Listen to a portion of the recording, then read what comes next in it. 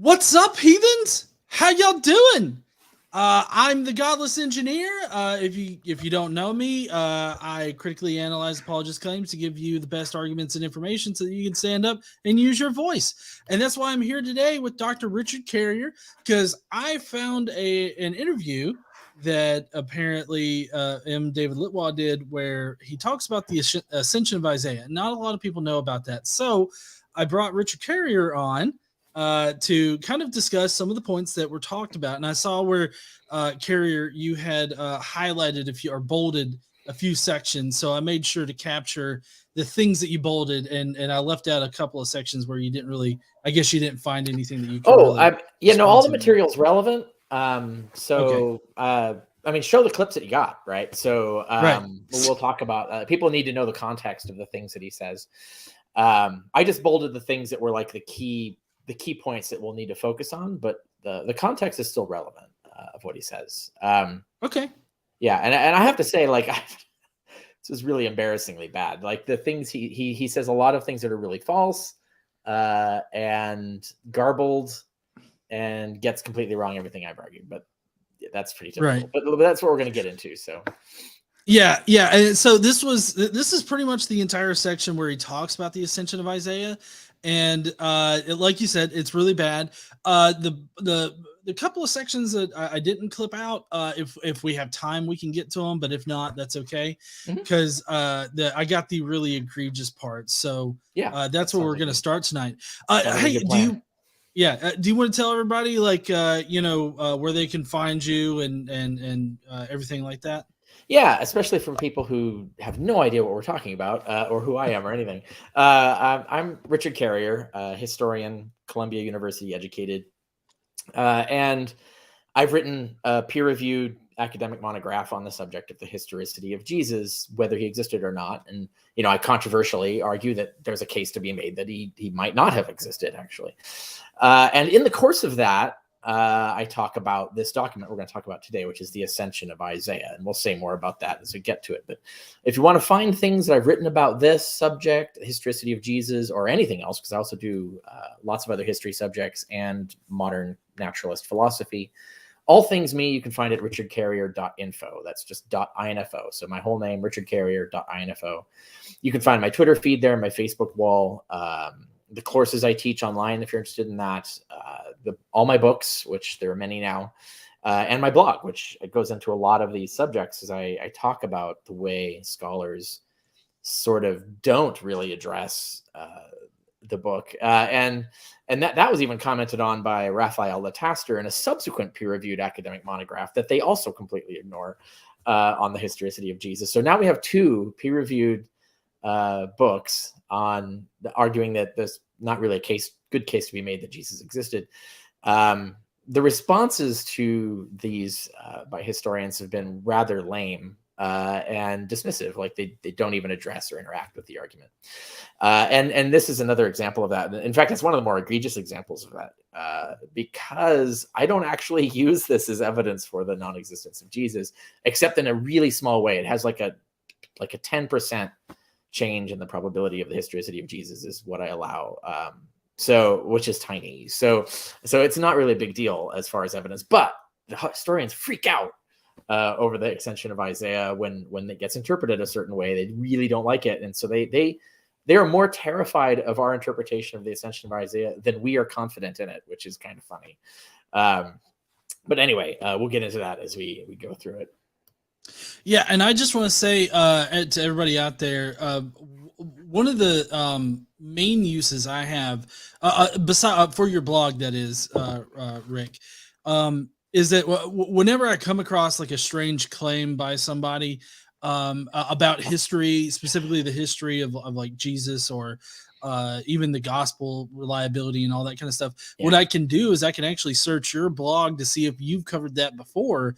And the great thing that you do is that you'll cite not only like, the research that you've done on it, but also you'll cite like the current leading like scholarly works like in this in any particular area. Like Yeah. most recently I had to use your blog post about the about Mark's use of Paul's epistles or Paul's ideas and Right. whatnot. That's a good example of what you're talking about. Right. Mm-hmm. Yeah, because you've got all of the scholarship that kind of support, like the leading scholarship that supports it, and the best scholarship that supports it, and then you kind of like go Give through and examples. Yeah. Right. give Go through examples. it. You summarize. That's the word I was looking for. You kind of summarize all the scholarship on it in a very understandable way. So that's one of the big uses that I have for your blog, besides Yeah. just reading your blog articles in general. I'm So glad you say that, because that's really the goal of my blog. I mean, I'm a master of a rare niche now, which is long form blogging. That no one does this, but but I do it for a reason, because I want to be thorough and accurate and give you something that you can refer to and draw from. And so I do this on all the topics. And so I do not just historicity of Jesus and the New Testament, everything related to that, but I also do ancient science. For weird reasons that we can go over some other time. Maybe I'm a cited expert in Hitler studies now, because I did that German studies reviews research article on one source that people keep quoting that's completely inaccurate. the Regarding Hitler's Hitler. table talk, Hitler's right? table talk, yeah. So so that I blog about that on occasion, and various other topics in history, and also philosophy, so atheism, counter apologetics, and things like that. So there's a lot of useful stuff on my blog. And yeah, there's a category drop down list, but you can just plug search terms in the search engine on my blog and find all kinds of stuff. Yeah, definitely. So now that everybody knows kind of what we're talking about and where you can go to get more resources and more information, let's pop on over to the video, because this comes from it's an interview that History Valley did of M. David Litwa a while ago, and I'm working on a few videos concerning this particular interview, because there's a few aspects other than like the Ascension of Isaiah that he kind of goes through. For one thing, he talks about the evidence for Jesus, which is bad, and Yeah. pretty similar to everything that you've already handled before, Sure. Richard. Yeah. There's also I could do an entire video on how he misrepresents mythicism in general, and I guess this is just another kind of a very specific portion of that particular one. So we're going to get it right on into it. This is the kind of introduction to the topic of the Ascension of Isaiah and how M. David Litwa thinks mythicists use it. So are you ready there, Rick? Yeah, let's go. All right. Would you regard the Ascension of Isaiah as evidence for mythicism? Because mythicists claim that it is, but I know that there's been studies on that show that it actually isn't. So could you talk about that? Before we get to M. David Litwa's ideas about that idea, what are your initial thoughts about it?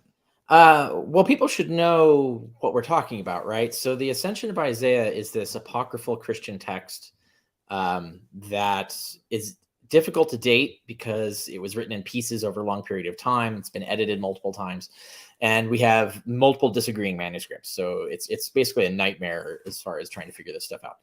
But the consensus of the experts, the people who've written the leading literature on this, is that the Ascension of Isaiah was written over the course of from the late 1st century to the early 2nd century.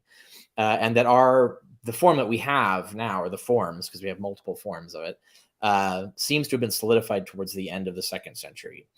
But that means that there was an earlier version, right, that we can theoretically reconstruct, or maybe not be able to reconstruct, who knows, but that dates to the late 1st century. At the earliest, right? It's possible it could have earlier versions, but there's no evidence that it comes earlier than that. And so the general consensus is late 1st century, early 2nd century for this text, which is roughly the same period of time that the Gospels, the canonical Gospels, are being written. If you go from Mark to John, they span the same exact decades. So this is a parallel text written by a different Christian community with a different idea of everything. I mean, even the final redacted version that we have does not agree entirely with the Gospels that are in the canon, for instance. So anyway, there's a big debate in the field over how much has been interpolated, how much has been removed, how unified is the text? Is it really a bunch of different texts that got slammed together later? So this is this is debated in the field, and there's scholars take positions on this.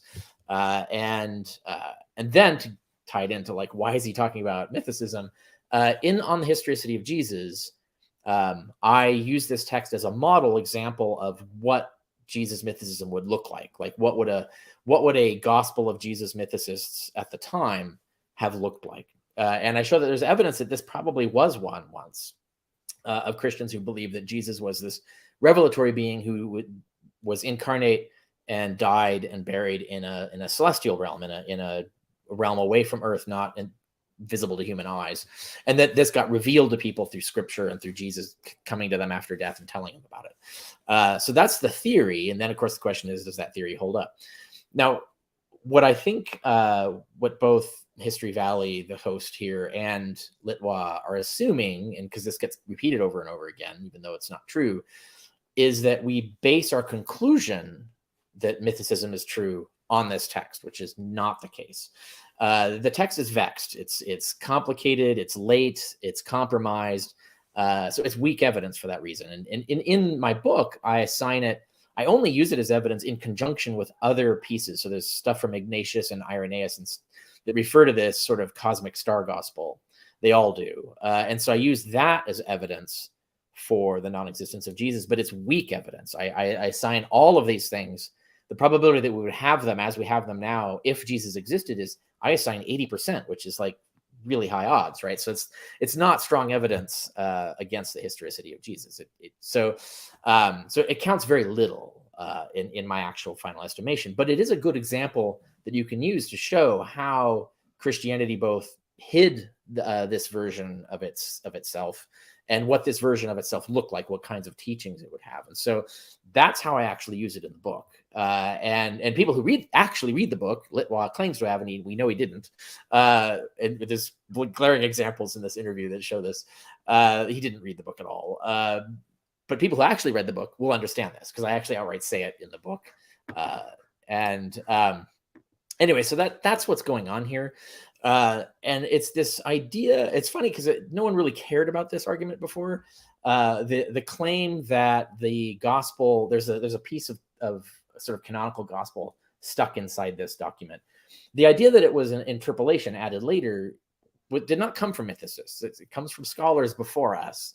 We're just using the scholarship that says this, right? And so, and other aspects of it too, that we're just drawing off of the existing peer-reviewed scholarship and what scholars have actually argued. We're using their arguments and their evidence and so on to make our case. And so, that's what's going on here.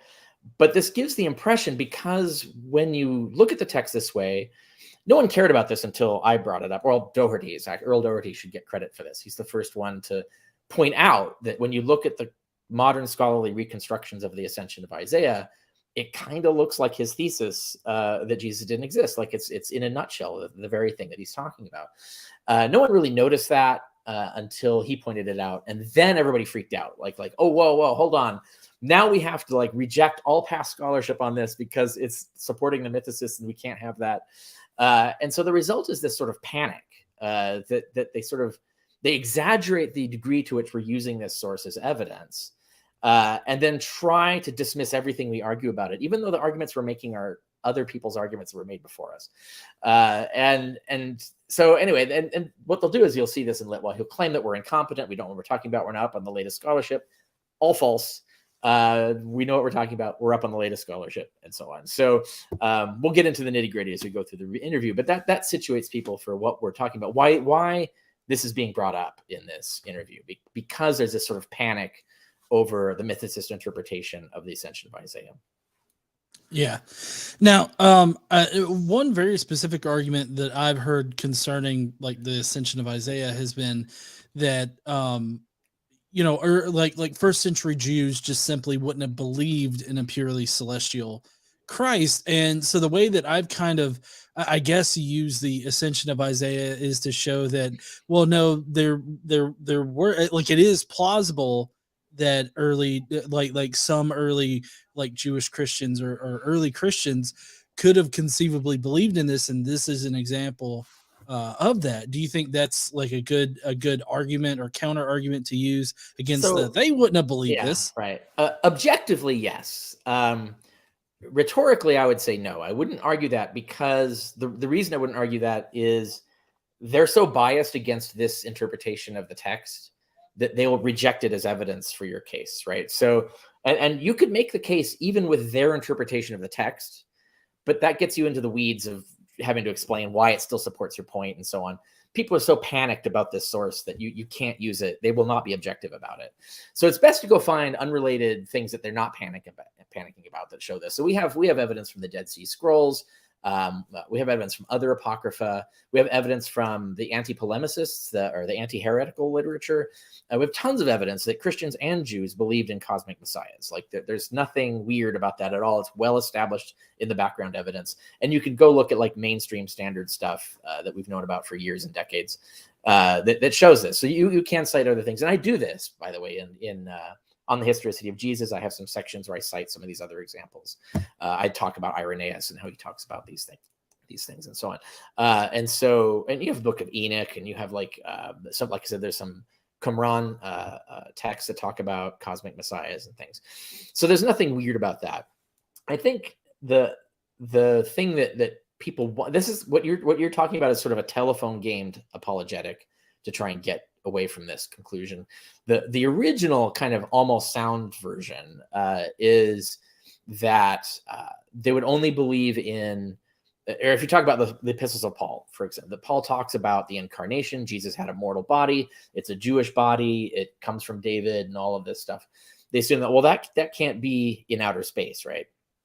And I spent a great deal of time with evidence and scholarship citation on the historicity of Jesus, showing that that's not true, that it actually is possible. It makes sense in the context of the time. But you do have to go look at the context. You have to understand the culture. You have to understand the ideology, the cosmology of these people, how they understood things worked, and so on. And that's a much more difficult project to explain to people if they're so adamantly against believing it. And it's mostly because they have this certain attitude, and they are highly resistant to any evidence. And so you have to pile vast quantities of evidence on them before they'll finally go, oh, okay, you're right. And it's because they're looking at the ancient texts through modern eyes. They're looking at it anachronistically. They're thinking about modern Christianity, not the way Christianity was back then. The way Christians saw the world, they saw the cosmos back then, is completely different than the way we saw it now. So you have to reorient yourself to the way they saw things. Then everything starts to make more sense. But if you keep using these modern ideas and imposing them on the ancient peoples, you're going to always get the wrong image of what's going on in the ancient world, and you'll come up with these false claims, like they would never believe in a celestial Messiah. You couldn't have a mortal Messiah who dies in the sky or anything like that. No, they did believe in these kinds of things. So but that's a long project. That's a whole other thing. We're not going to go into that too much today. Today we're just going to talk about what the Ascension of Isaiah actually says and what it probably used to say before it got doctored and messed with, and Litwa's attempt to escape the consequences of all those facts. Yeah, exactly. Just to cover a couple of super chats that we got, Eka Driabu says, keep the good conversation with Dr. Carrier. We definitely will. Always love having Dr. Carrier on the show. And then we've got Heather Brown, who says, I want to read the Cosmic Messiah graphic novel. that would be an interesting one. I don't know, it'd be kind of boring. The Ascension of Isaiah is it, actually. It's not graphic, but if you were to just make a graphic novel version of the Ascension of Isaiah without the interpolated material, you would essentially have it. It's really boring. It's not exciting. But that's because, weird cosmic cosmological messianism in the ancient world was not very exciting. They're more obsessed with abstractions about perfection and things like that than they were in action movies, plots, and things like that. The Ascension of Isaiah is more boring than Book of Revelation, and the Book of Revelation is crazy shit, man. That's like an acid trip, right? If no one has ever done a movie that accurately just does the Book of Revelation, right?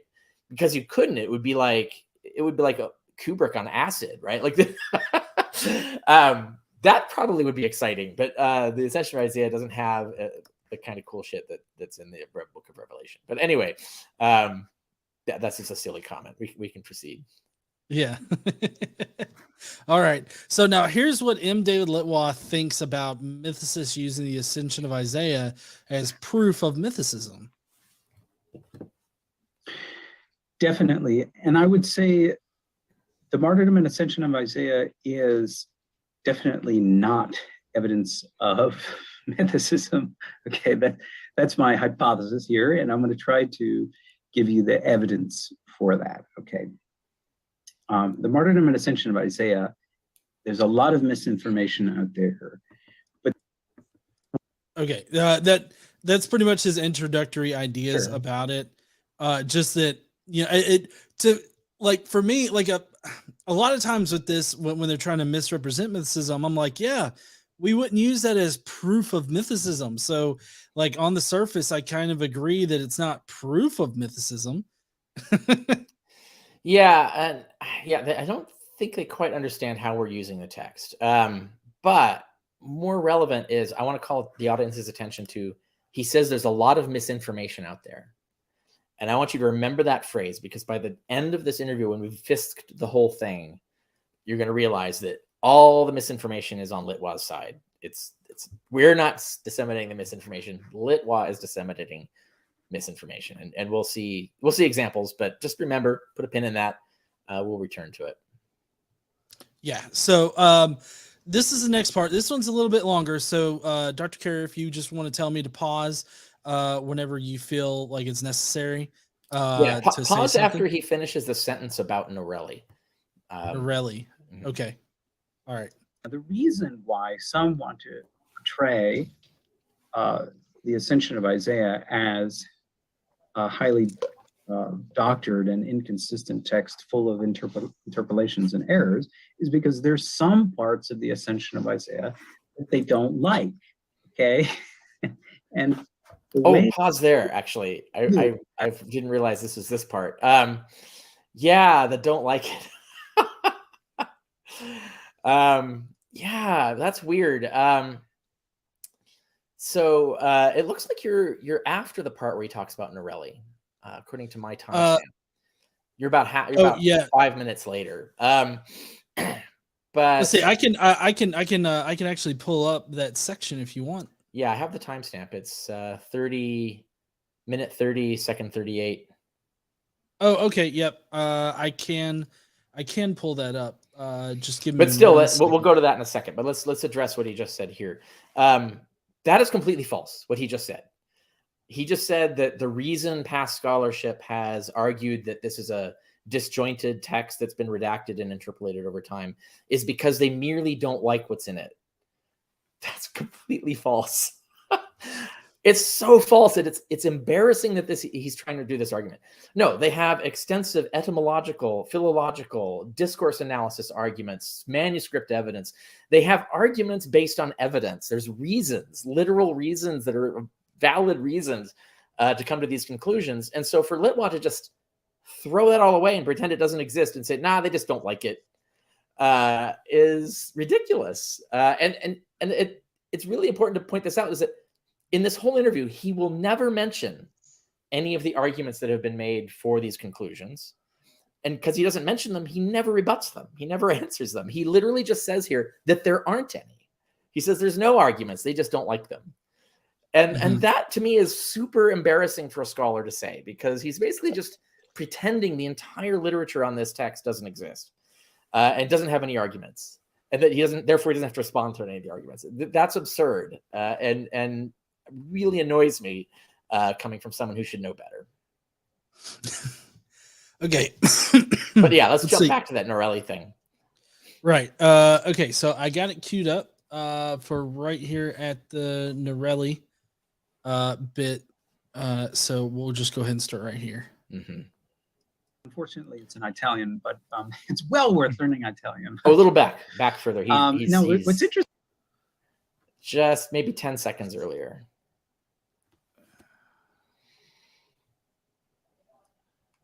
Edition, by which I mean that he's gone through all the manuscripts that we have.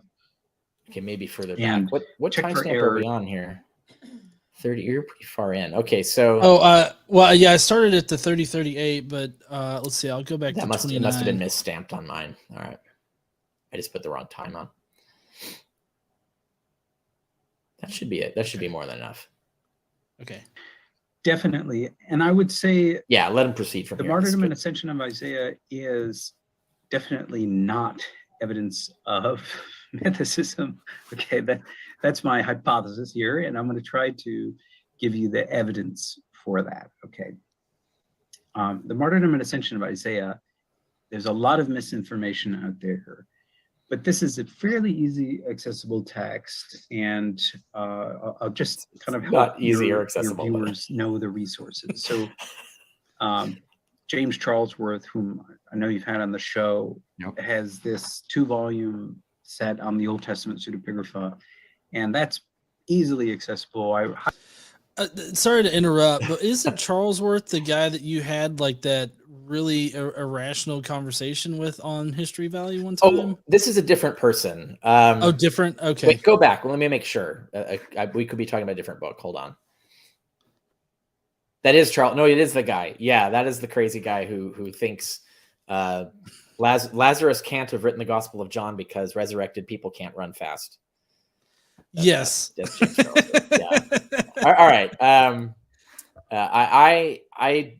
I rely on other scholarship on this, but it is true. Charlesworth does have an edition of this. Anyway, proceed. Accessible. I highly recommend that. It was in the mid 80s, but it's still a really useful resource.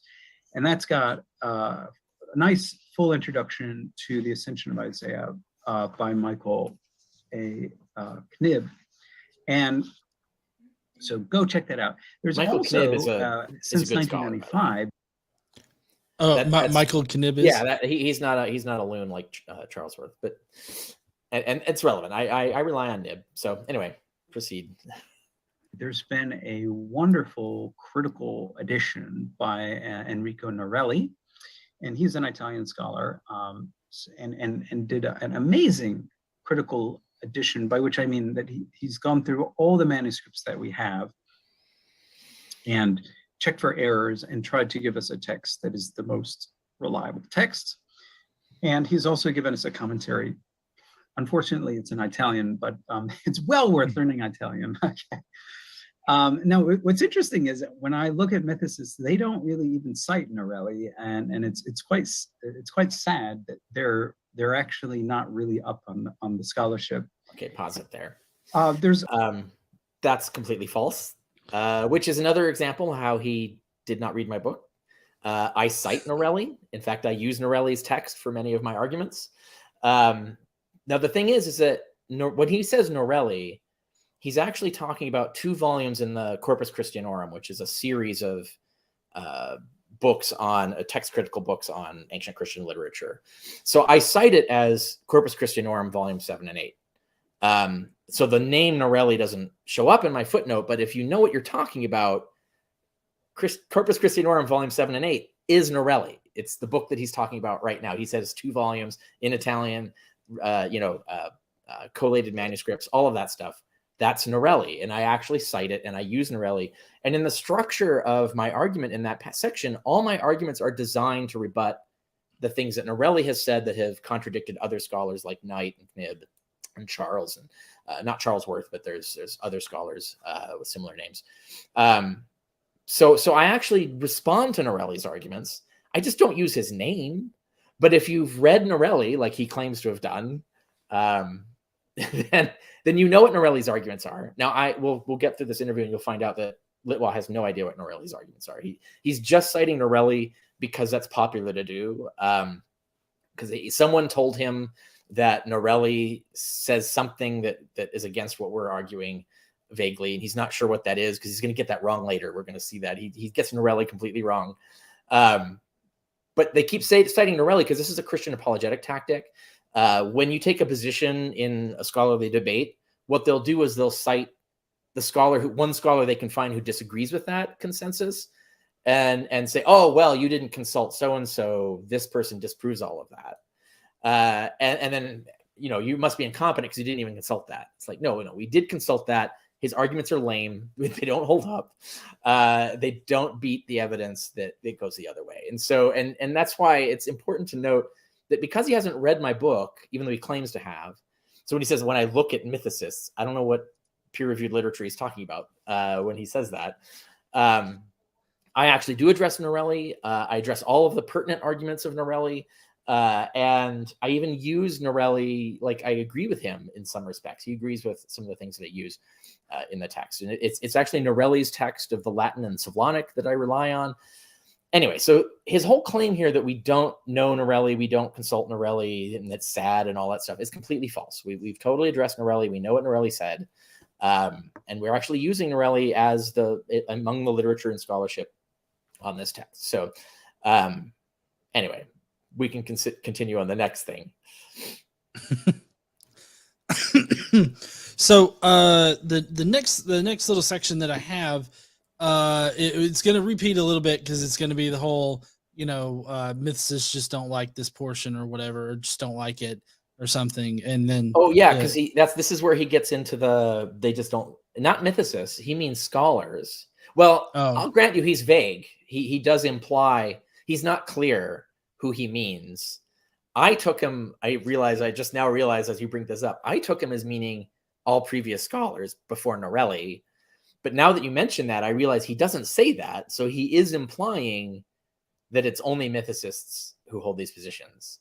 But no, Norelli is actually a minority position. He's actually against the majority consensus on the Ascension of Isaiah on many points, not all points, but on many points. And his reasons for being against the mainstream consensus are bad. They're not good reasons. And you can disprove his arguments with evidence. Like you can show that the balance of evidence is against his conclusions when they go against the mainstream consensus. So I just as a scholar, I was just assuming Litwa meant all the previous scholarship that Norelli is disagreeing with. But you're right. It looks like he is implying that it's only mythicists who do this, that there's no scholarship, no peer-reviewed literature, no experts on this text have ever taken these same positions. I hope that's not what he meant, because that would be even more dishonest. Yeah. In the manuscripts, it's just not true. Okay. It's just not true. Now, the reason why some want to portray the Ascension of Isaiah as a highly doctored and inconsistent text full of interpolations and errors is because there's some parts of the Ascension of Isaiah that they don't like, okay?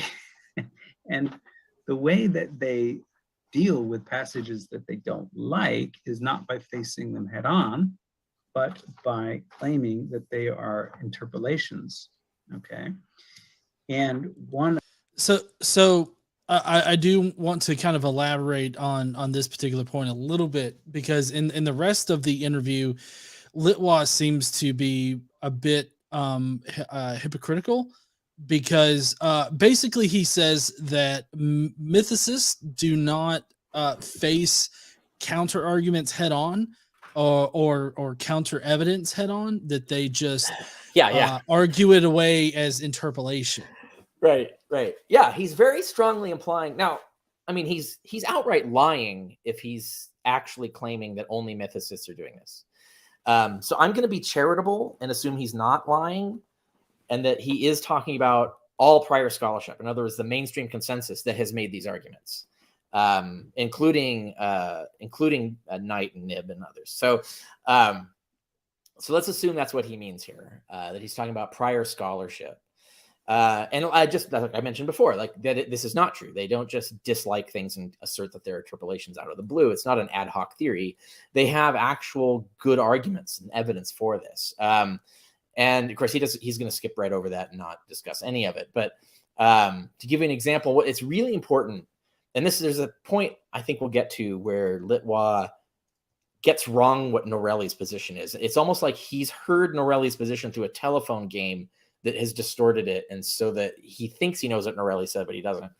Litwa is going to claim that what's called the Martyrdom and Ascension of Isaiah, which is two halves of one document, he's going to claim that it's a unified document, that it wasn't written at different times. And he's going to imply that that's Norelli's position, but that's not Norelli's position. Norelli agrees with the mainstream consensus that the Ascension was written first, and then a generation later, someone wrote the martyrdom of Isaiah and slammed it in together and made them one text, right? So basically, they just took this text and expanded it with extra material. And we're only talking about the original text. So obviously, the martyrdom is not a part of the original text. So Litwa is going to make arguments from the martyrdom to the Ascension to try and argue points about the author of the Ascension. But these are not the same authors, not in the same time period, not the same people. So this makes no sense. And Norelli wouldn't endorse that either, because Norelli agrees the Ascension was written separately earlier than the martyrdom. So that's one point. And another point is that there are arguments as to interpolations. There are interpolations in the martyrdom, and there are interpolations in the Ascension. And there's disagreements about which things are interpolations, who put them there, or why. But this is all in the mainstream literature. This isn't mythicists arguing this. This is mainstream scholars who are experts on the Ascension of Isaiah. And they have arguments. And sometimes the arguments I find are not terribly strong, but sometimes I find they are terribly strong. Can you hear that alarm? Yeah. Yeah. Somebody fucked up their car alarm. Okay. Set that aside. All right. No, but so let's talk. And he's about to talk to you, like in the moment where you just paused, he's about to talk about the commonly referred to interpolation in chapter 11, which is in the Ascension. Now, there's actually other pieces that are suspected interpolations. The reason being is that the manuscripts disagree. Some manuscripts don't have those things. So there's like single words and sentences and stuff. The manuscripts have huge variation, which suggests that there have been interpolations, but it's difficult to determine which things are interpolations, right? And that includes the section he's about to talk about. So there's a section in chapter 11 where basically the Ascension of Isaiah has Isaiah float up, an angel flies him up into heaven, and he ascends through all the levels of heaven and sees what's there, and then talks about it and stuff. And he gets all the way to the top, and God says, "Hey, here's Jesus. You're going to see Jesus do A, B, and C." And then the God and the angel explain, here's all the stuff you're going to see Jesus do. And it includes Jesus is going to descend through all the levels, and then he's going to do this stuff, and then he's going to ascend back through all the levels. And then the third part of the Ascension is Jesus does that stuff, and Isaiah watches it. And so he gets to describe, and then Jesus did this, yada, yada.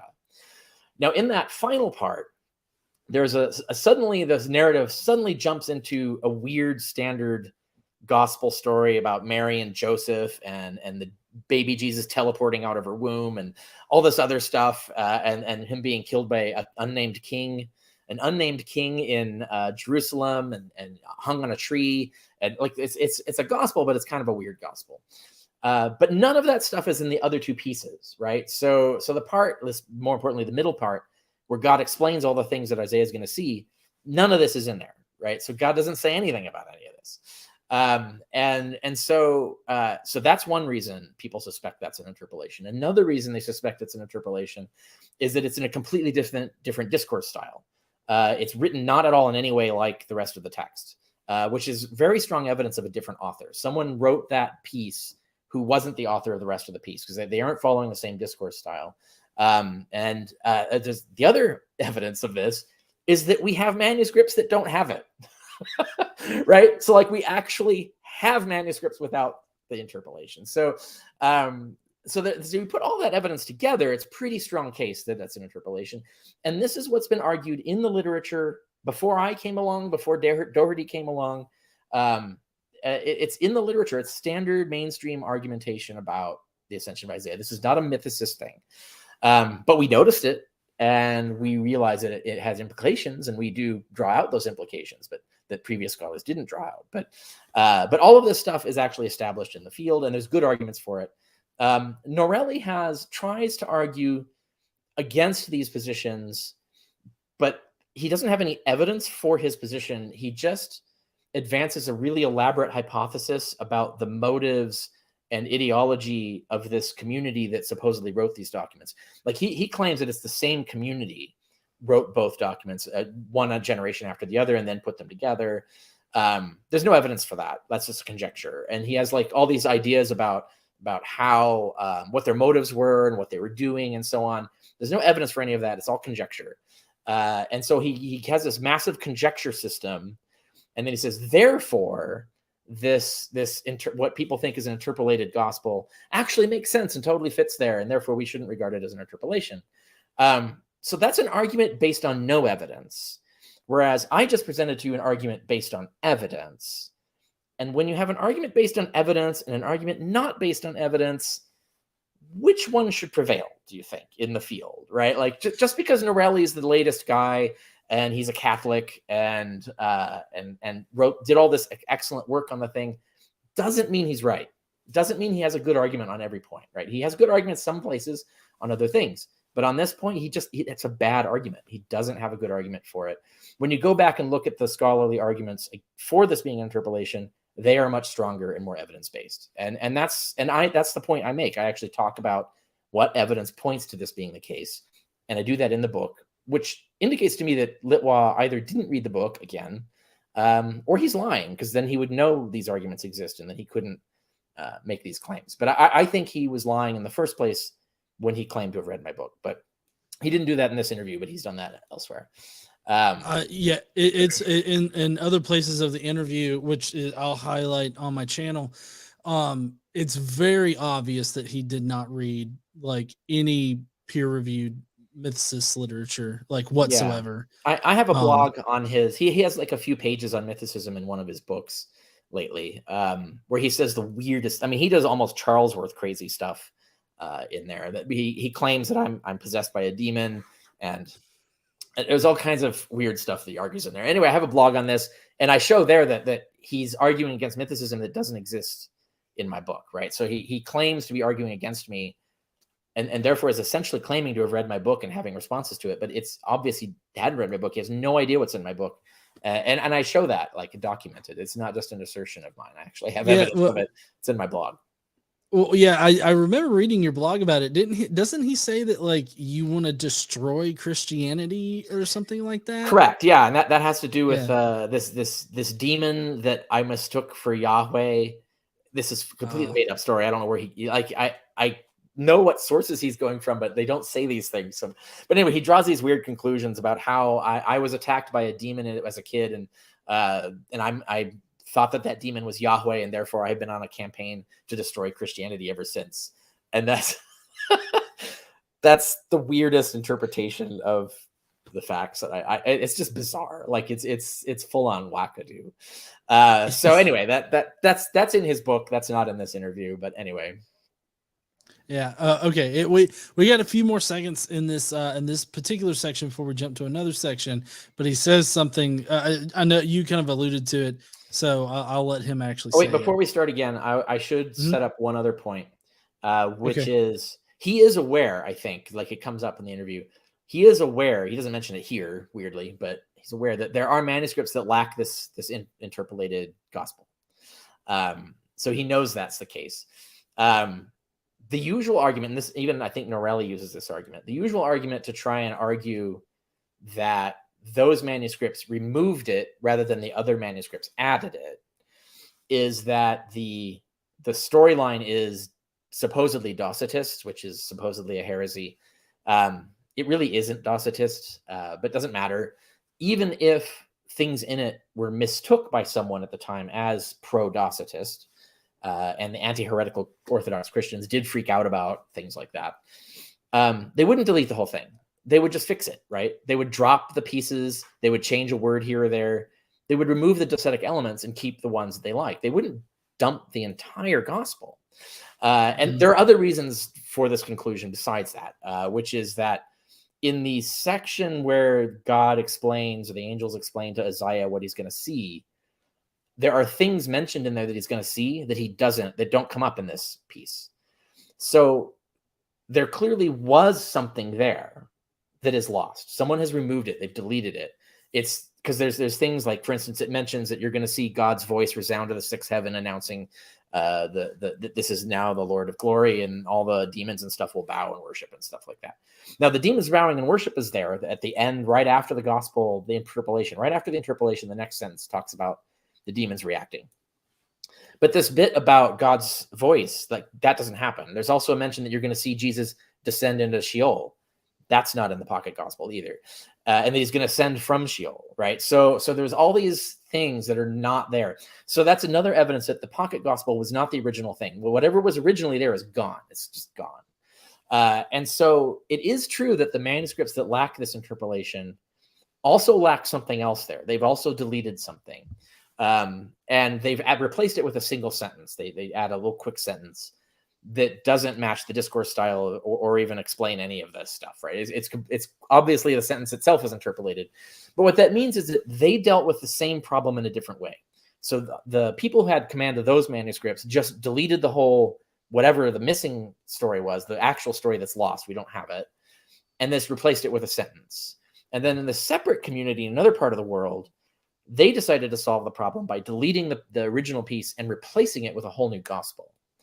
And the evidence, when you look at it cumulatively, points to this being the case. You can't use this sort of, well, the people just removed it. It was original. This gospel was original, and they just removed it because they were anti-Docetists. Like, that is not a logical argument. That is not what they would do. They wouldn't remove the whole thing. They would doctor it like they do the rest of the text in other places. So anyway, so that's just a brief setup so people know what we're talking about, and we can get into more details as we go. Okay, thank you for that. One of the claimed interpolations is chapter 11, where we have a full story of the birth of Jesus as a human being in a definite place and time. Okay. Okay, so that's the pocket gospel I'm talking about. That previous scholars have argued is an interpolation for all of those reasons I just listed. Right. One kind of curious thing, though, is that he talks about, and I mean, I haven't read this specific, like the pocket gospel, like as it exists or whatnot. So maybe you can clarify, because I remember earlier you said that like the baby Jesus like teleported out. Yeah, that's in this of Mary. Yeah. And he's like, and the pocket gospel just relates a totally normal, like earthly, womanly birth of Jesus. And it's like, last time I checked, like babies don't teleport out of the womb. Like there's like a whole birthing process and everything. Yeah.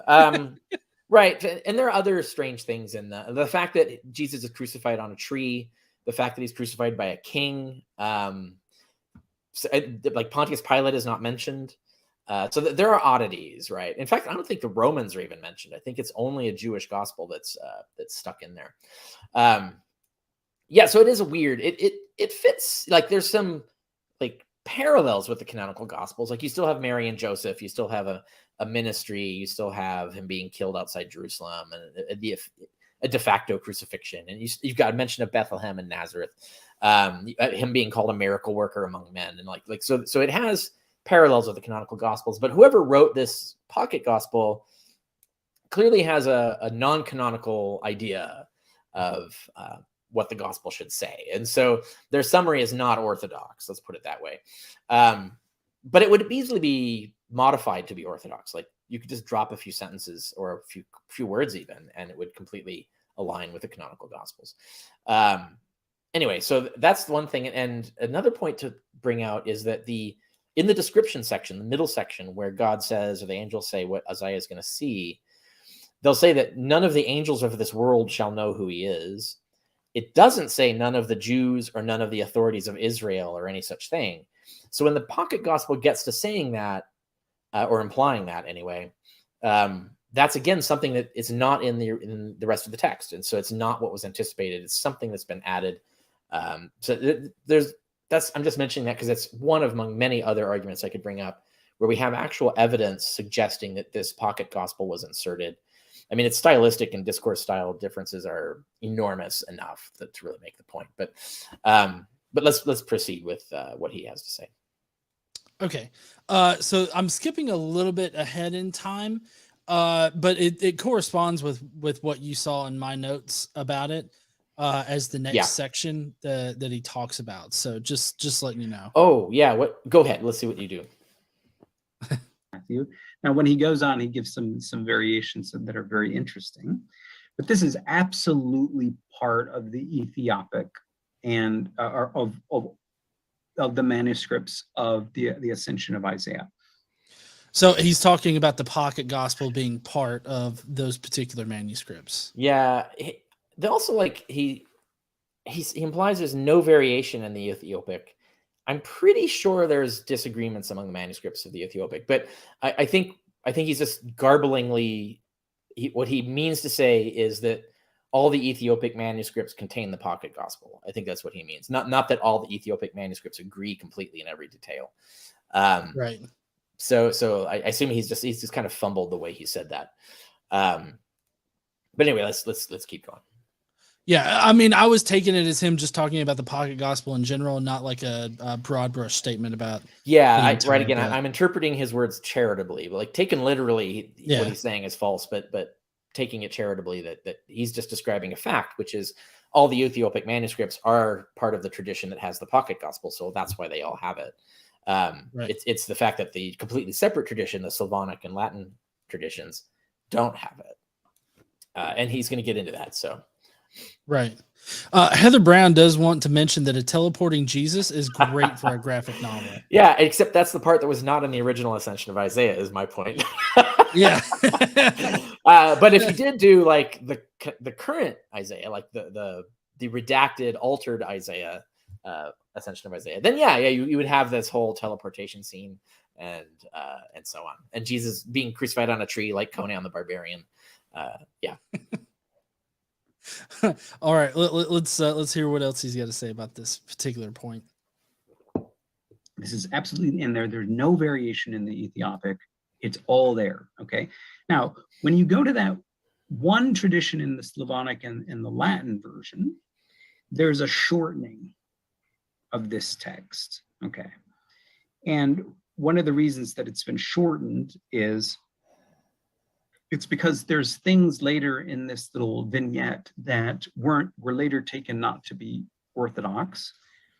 And so this section was shortened. Now, some would claim that this section was chopped off, but no, it's not completely chopped off.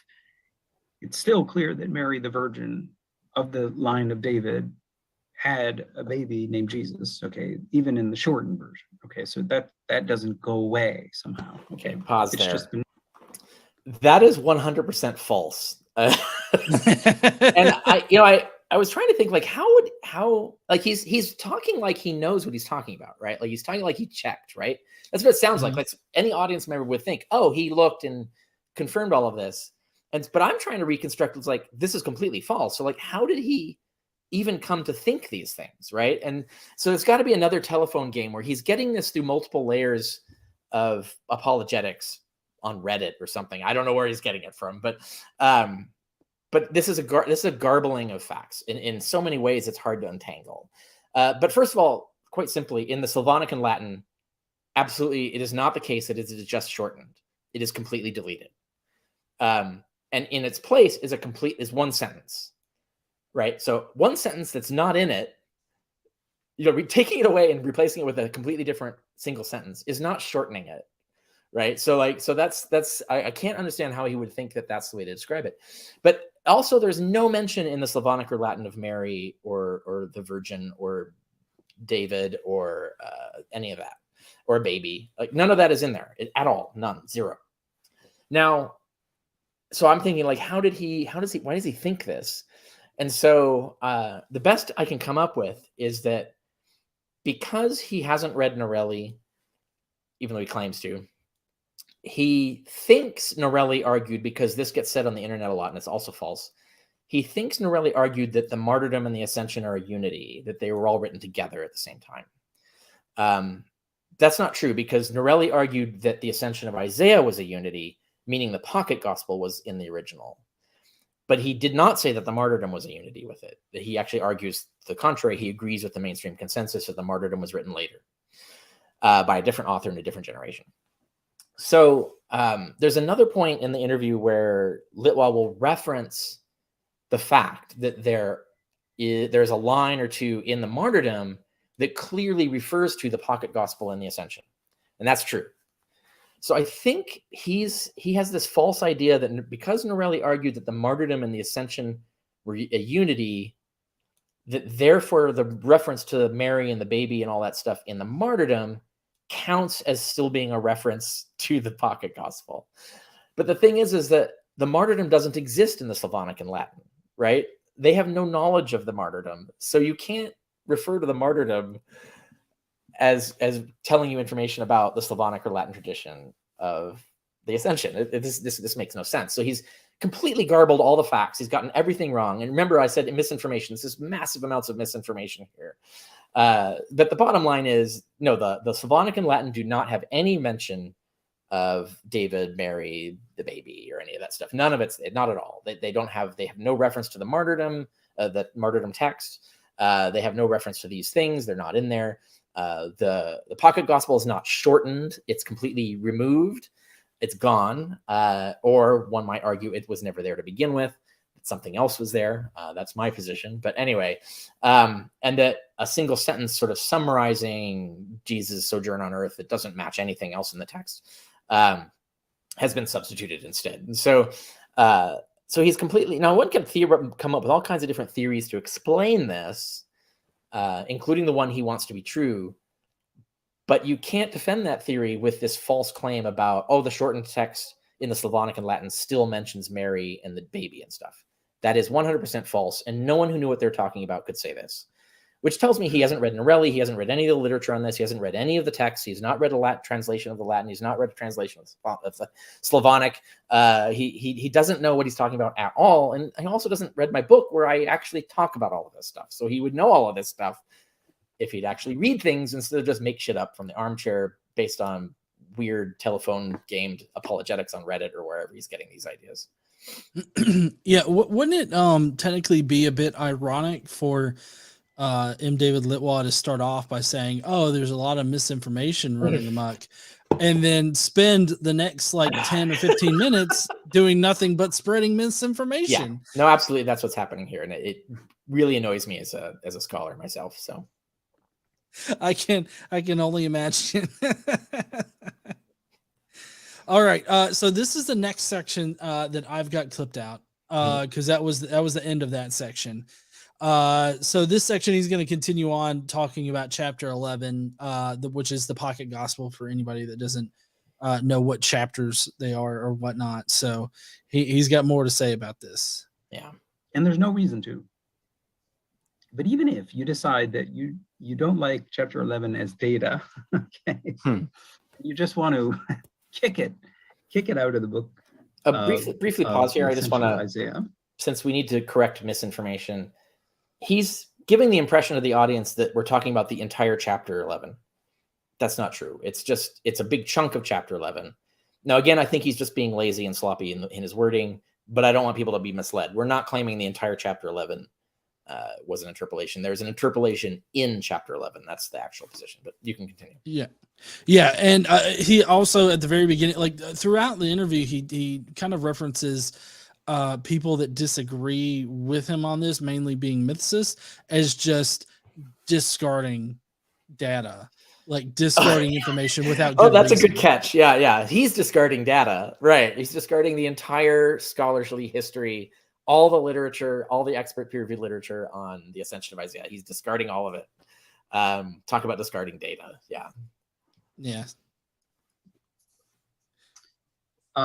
You can go and to an earlier section of the book, okay, which is back in chapter 3. Yeah, this is the part where he's confused.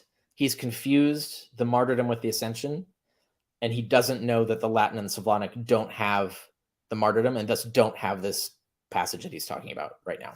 But right, and then earlier, if I'm correct, he was saying that those particular versions of this have all of it, but they really don't.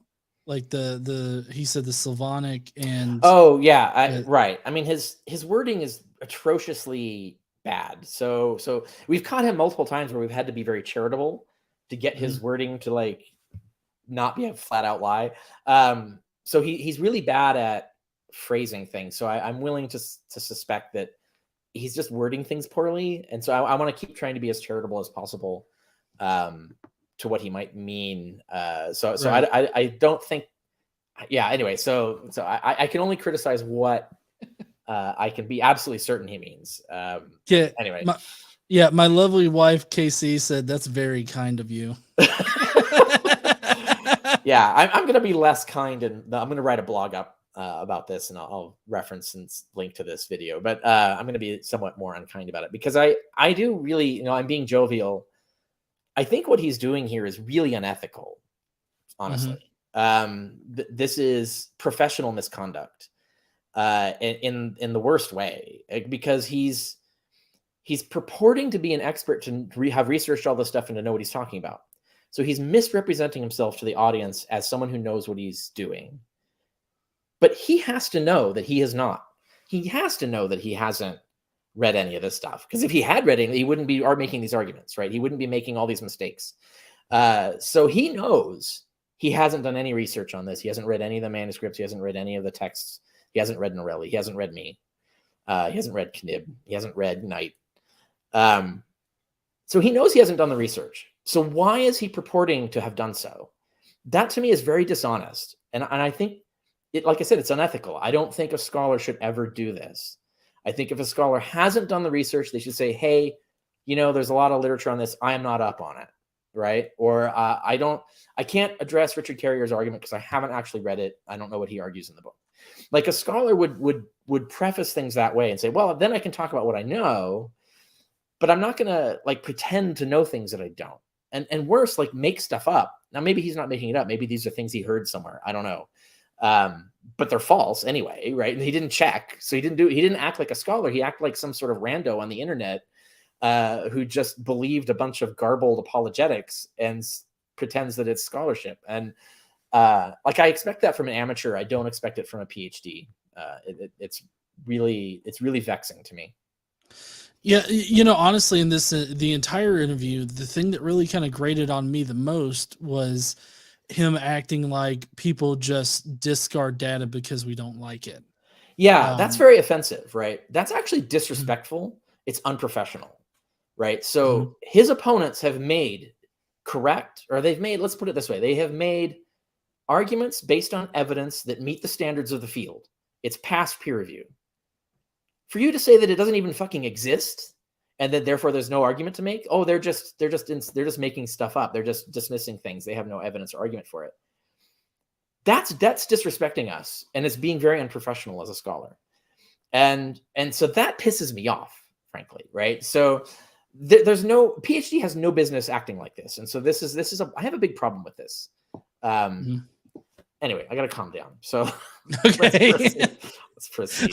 Well, you got to calm down. So let's listen to some more. Yeah, I'm out of whiskey. I don't have any whiskey with me. So damn.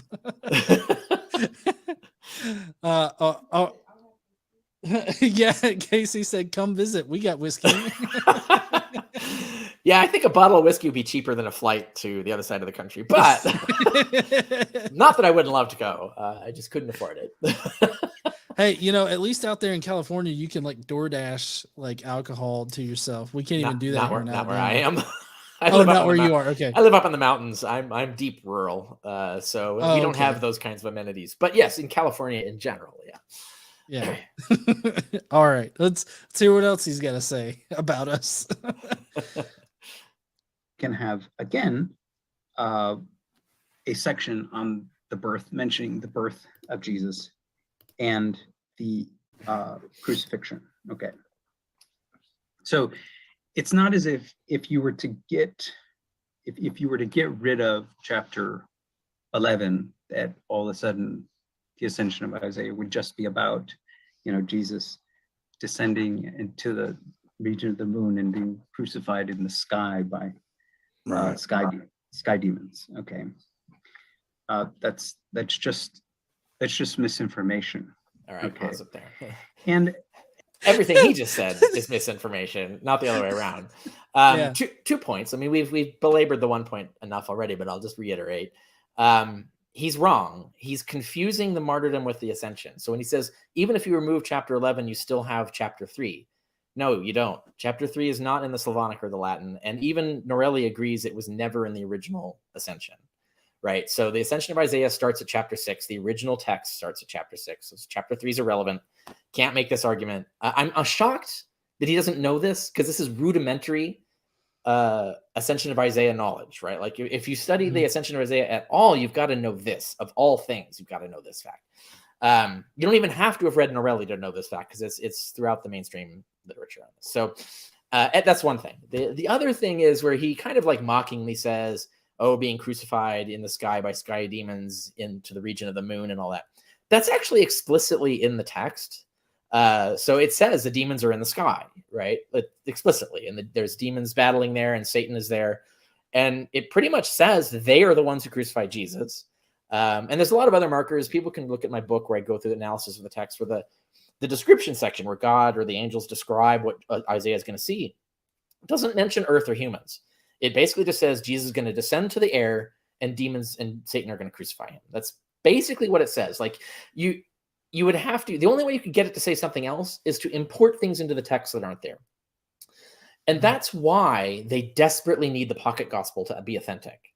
They need it to be in the original, because without that, well, the text does just say that Jesus comes down to the air and gets crucified by demons in the sky. That's what the text says. And so that's why they desperately need that pocket gospel. And that's why they're panicking about the fact that the scholarship prior to us had given strong arguments that the pocket gospel is an interpolation. That was never a problem before, but now that we've drawn out the implications of it, now it's a problem. Now it's all hands on deck. We've got to like destroy all mainstream scholarship now, because we can't have this conclusion fly. And so for him to like mockingly talk about it, like as if that's something we're making up. No, that is in the text. His only argument against it is the pocket gospel, and that's what we're talking about as to why that's not good evidence. But anyway, so those are the 2 points on that. But he's just misinforming the public. It's just so much. He just doesn't know what our arguments are, and that's the thing. Yeah, that's really aggravating, because I've encountered it a lot, and the fact that there are PhDs that are doing it, it's causing it to trickle down into the more, I guess, amateur, like my level, I guess. That's why I think it's a professional ethical responsibility to not act like this. I think if you want to be tendered the respect due you for having earned a PhD, then you have the responsibility to act ethically like a PhD. And that means what does the PhD give us that the average person doesn't have? It gives us the skills and background knowledge we need to research these things before spouting off about them. So like a random internet amateur will just like cruise some internet sites and then come to conclusions. They'll do their own research, right? But a PhD, they know how to actually properly research something, like for real. And they know that you have to do that before you declare things with confidence. Like those are if there's nothing else you learn getting a PhD, it's those 2 things, right? And he's abandoning both those things here. So he's tossing the very things that having a PhD gives him that would earn respect and our attention. He's ditching them and acting like some internet rando who's a high school dropout, right? Like this kind of behavior is wrong, and it really does harm the field, because if PhDs start acting like this, PhD doesn't mean anything anymore, right? Like why tender respect to a PhD if they're just going to do this rando shit? It's armchair making stuff up and disinforming the public and not doing research and making confident assertions about things you don't know anything about. That shouldn't be doing this, and it disappoints me. He's really devaluing my PhD, because he's devaluing all PhDs by acting like this, and I just wish he wouldn't. He doesn't have to. That's the thing. It's like he has a PhD. He knows how to do this properly. He totally could do it properly. Why is he not doing it properly? I don't understand, right? Like, as for an amateur, I can understand maybe they don't grasp the significance of the things that are beaten into in a PhD program. But Litwa should know these things, and so why he's abandoning them here, I don't know. Maybe there should be like an HOA for PhDs. They make sure that you're. Oh my God, that is pretty funny. Yeah. Some sort of, well, it's funny that technically, like, there are professional societies, but that's the one thing they don't do, is that they don't police responsibility among PhDs. Yeah, because it's a prestige economy. It's not an epistemic economy. This is a problem with academics in general. But that's a whole other soapbox. Yeah. Heather Brown wants to point out, oh my God, sky demons. That's in the graphic novel. Yeah, that would be in it. Yep, absolutely. Because Isaiah sees them when the angel takes him up. He sees the demons at war with each other, and Satan's there and stuff. And he has this conversation with the angel about it, and the angel explains why that's there, and then they keep going up to the levels of heaven. Right. But then, Jesus descends to the realm of the demons, and it talks about what they call the angels of the air, which is another way of talking about demons. The ancient demonology is complex and didn't always use the terminology with meticulous consistency, but because demon is a very vague term, it actually just means divinity. It literally is the Greek word for divinity, so it means God. It means minor god, really, but it has taken on an anachronistic meaning now and because they're monotheists, all minor gods had to be demons, because if they're calling themselves gods, they got to be demons. And so the pejorative, the divinity became a pejorative, and it became the word what we now call demon. But in ancient Jewish angelology, there were actually two kinds of what we would mean by demon. There were the fallen angels, there were a bunch of them, a whole legion of angels. So thousands of angels joined Satan in the war, and then they all got kicked down into the air below the moon. The text of Isaiah, the Ascension of Isaiah, does not mention the moon, but we know from cosmology that talks about the firmament and the multiple levels of heaven. The moon is the border between the firmament and the first heaven. So we know that we know that's in Jewish cosmology, and that's the cosmology that the Ascension is referring to. So that's where the moon bit comes from. Right, and if I'm not mistaken, early Jewish cosmology at this time had the atmosphere extending all the way to the moon. Yeah. There were this is this will come up. We'll talk about this a little bit more when he makes another point later. But there were disagreements about cosmology. So there were scientists who had calculated that what we mean by the atmosphere is only about 40 miles. But those scientists were not popular with religious people. This has always been the case. Religious people don't like the conclusions of scientists unless they can use those conclusions for their own favor. But the common popular belief, and the Jewish belief, and the biblical belief, and all that, is that the atmosphere goes all the way to the moon. But they did accept the scientific discovery that the moon is hundreds of thousands of miles away.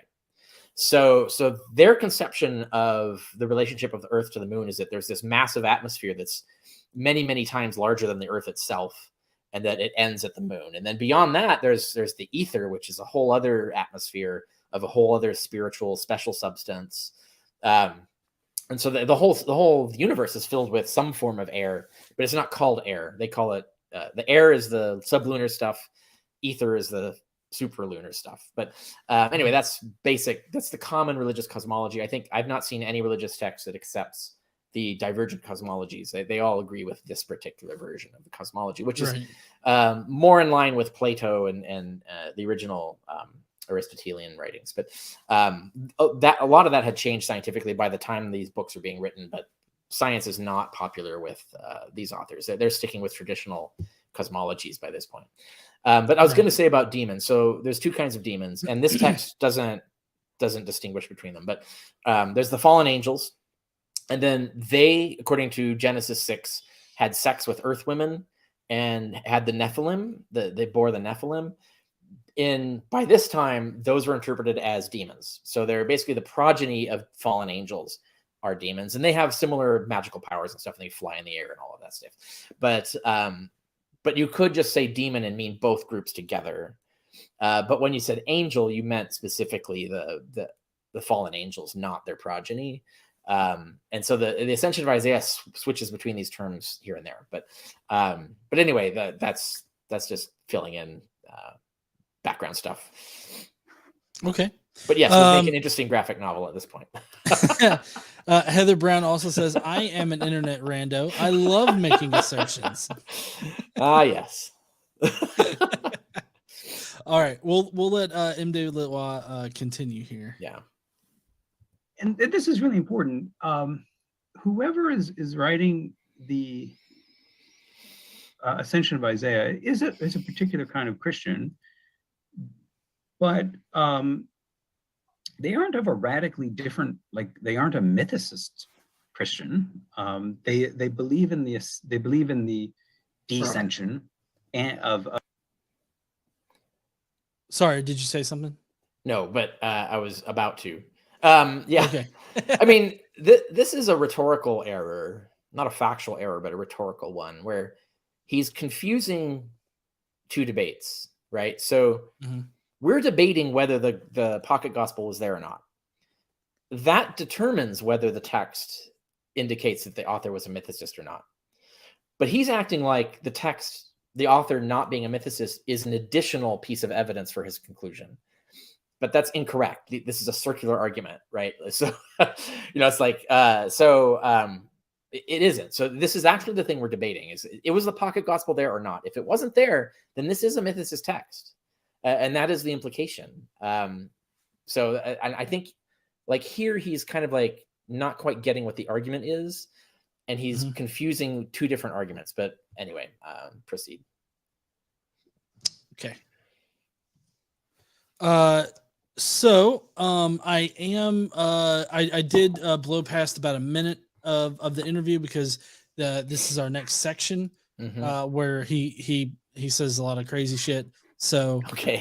We're just gonna start there. him on a tree. Okay, now, where's the sky demon hypothesis? I mean, that's the pocket gospel he's quoting, says right? directly, in Jerusalem, I saw it. Okay, and this. So sorry. Go ahead. That's the pocket gospel. So he's quoting the pocket gospel, right? But he's acting like this is an additional argument. No, he's just repeating the same argument that he had before. That he's talking about the pocket gospel.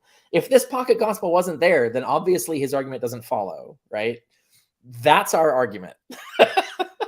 Is that pocket gospel wasn't there, and if it wasn't there, then yes, the text says Jesus was crucified in the sky by demons. That's what the text says. The only way you can get the text to not say that is to keep the pocket gospel. And that's the only argument he has. You notice he's just rewording and repeating the same argument, but acting incredulously now, as if somehow we don't realize that this text is there. No, this text is being there is what we're arguing about. Anyway, this is it's just kind of amusing to me that he would do this, but. So the idea that the author saying that this happened in Jerusalem, no, that's in the pocket gospel. So it's not in the text unless you think the pocket gospel is original, which is what the debate is about. But anyway. Right. But there's another line. Yeah, there's a good line that's coming up. I'm waiting. Yeah. For it, but yeah. Okay. Let me get back here. Okay, here we go. Ain't no heavenly Jerusalem. Okay, this is right here on earth where the trees grow and where you have crucifixes. And as far as I know, there's no other parallel in Christian or any other literature of crucifixes and crosses being in the sky or in outer space. And just as a side note. What is the side note? No, that's good. This is false, right? So I have I guess the statement is literally true in the sense that we don't have another text specifically referring to a crucifix in the sky or the heavens. But neither does the Ascension of Isaiah. Even the pocket gospel doesn't refer to a crucifix. Remember, it says tree. The outer text says tree. The pocket gospel says tree. So no. So the question is, but are there texts that say that there are trees in the firmament in the heavens? And yes, there are. I cite them. They're in my book. I have a whole huge section on ancient cosmology and what they thought existed in the various levels of heaven and in the firmament. Even the book of Hebrews says that the things on earth have copies in the heavens. The Ascension of Isaiah, specifically in the Ascension part of the text, the first part of the text, specifically goes out of its way to mention that everything on earth has a copy in the firmament, right? So that there's copies, and there's copies in each level of heaven, and they get more perfect and glorious as you go up. So that means there's trees in the sky, there's trees in the heavens, there's gardens, there's soil, there's thrones, there's castles, there's vaults, there's scrolls, there's chariots. There's you could find texts from the ancient world where all of this stuff is there. This is the common belief that whatever's on earth, you can find versions of it in each level of heaven, including the firmament, which is the air. This is well established. The evidence is vast and clear. All the scholars who studied this specific subject agree with me on this. So, and I cite many scholars, I cite primary evidence and all of that stuff. It's all on the historicity of Jesus. So On the Historicity of Jesus is my peer-reviewed monograph published by Mainstream Biblical Studies academic press, which covers this whole argument, but of whether Jesus existed or not. But I have that whole section in there, which means he hasn't, like he says, so far as I know, there's no evidence of these things being in the sky. That means he didn't read my book, because I have tons of examples of that. I specifically go into detail as to, yes, there are. People commonly thought these things.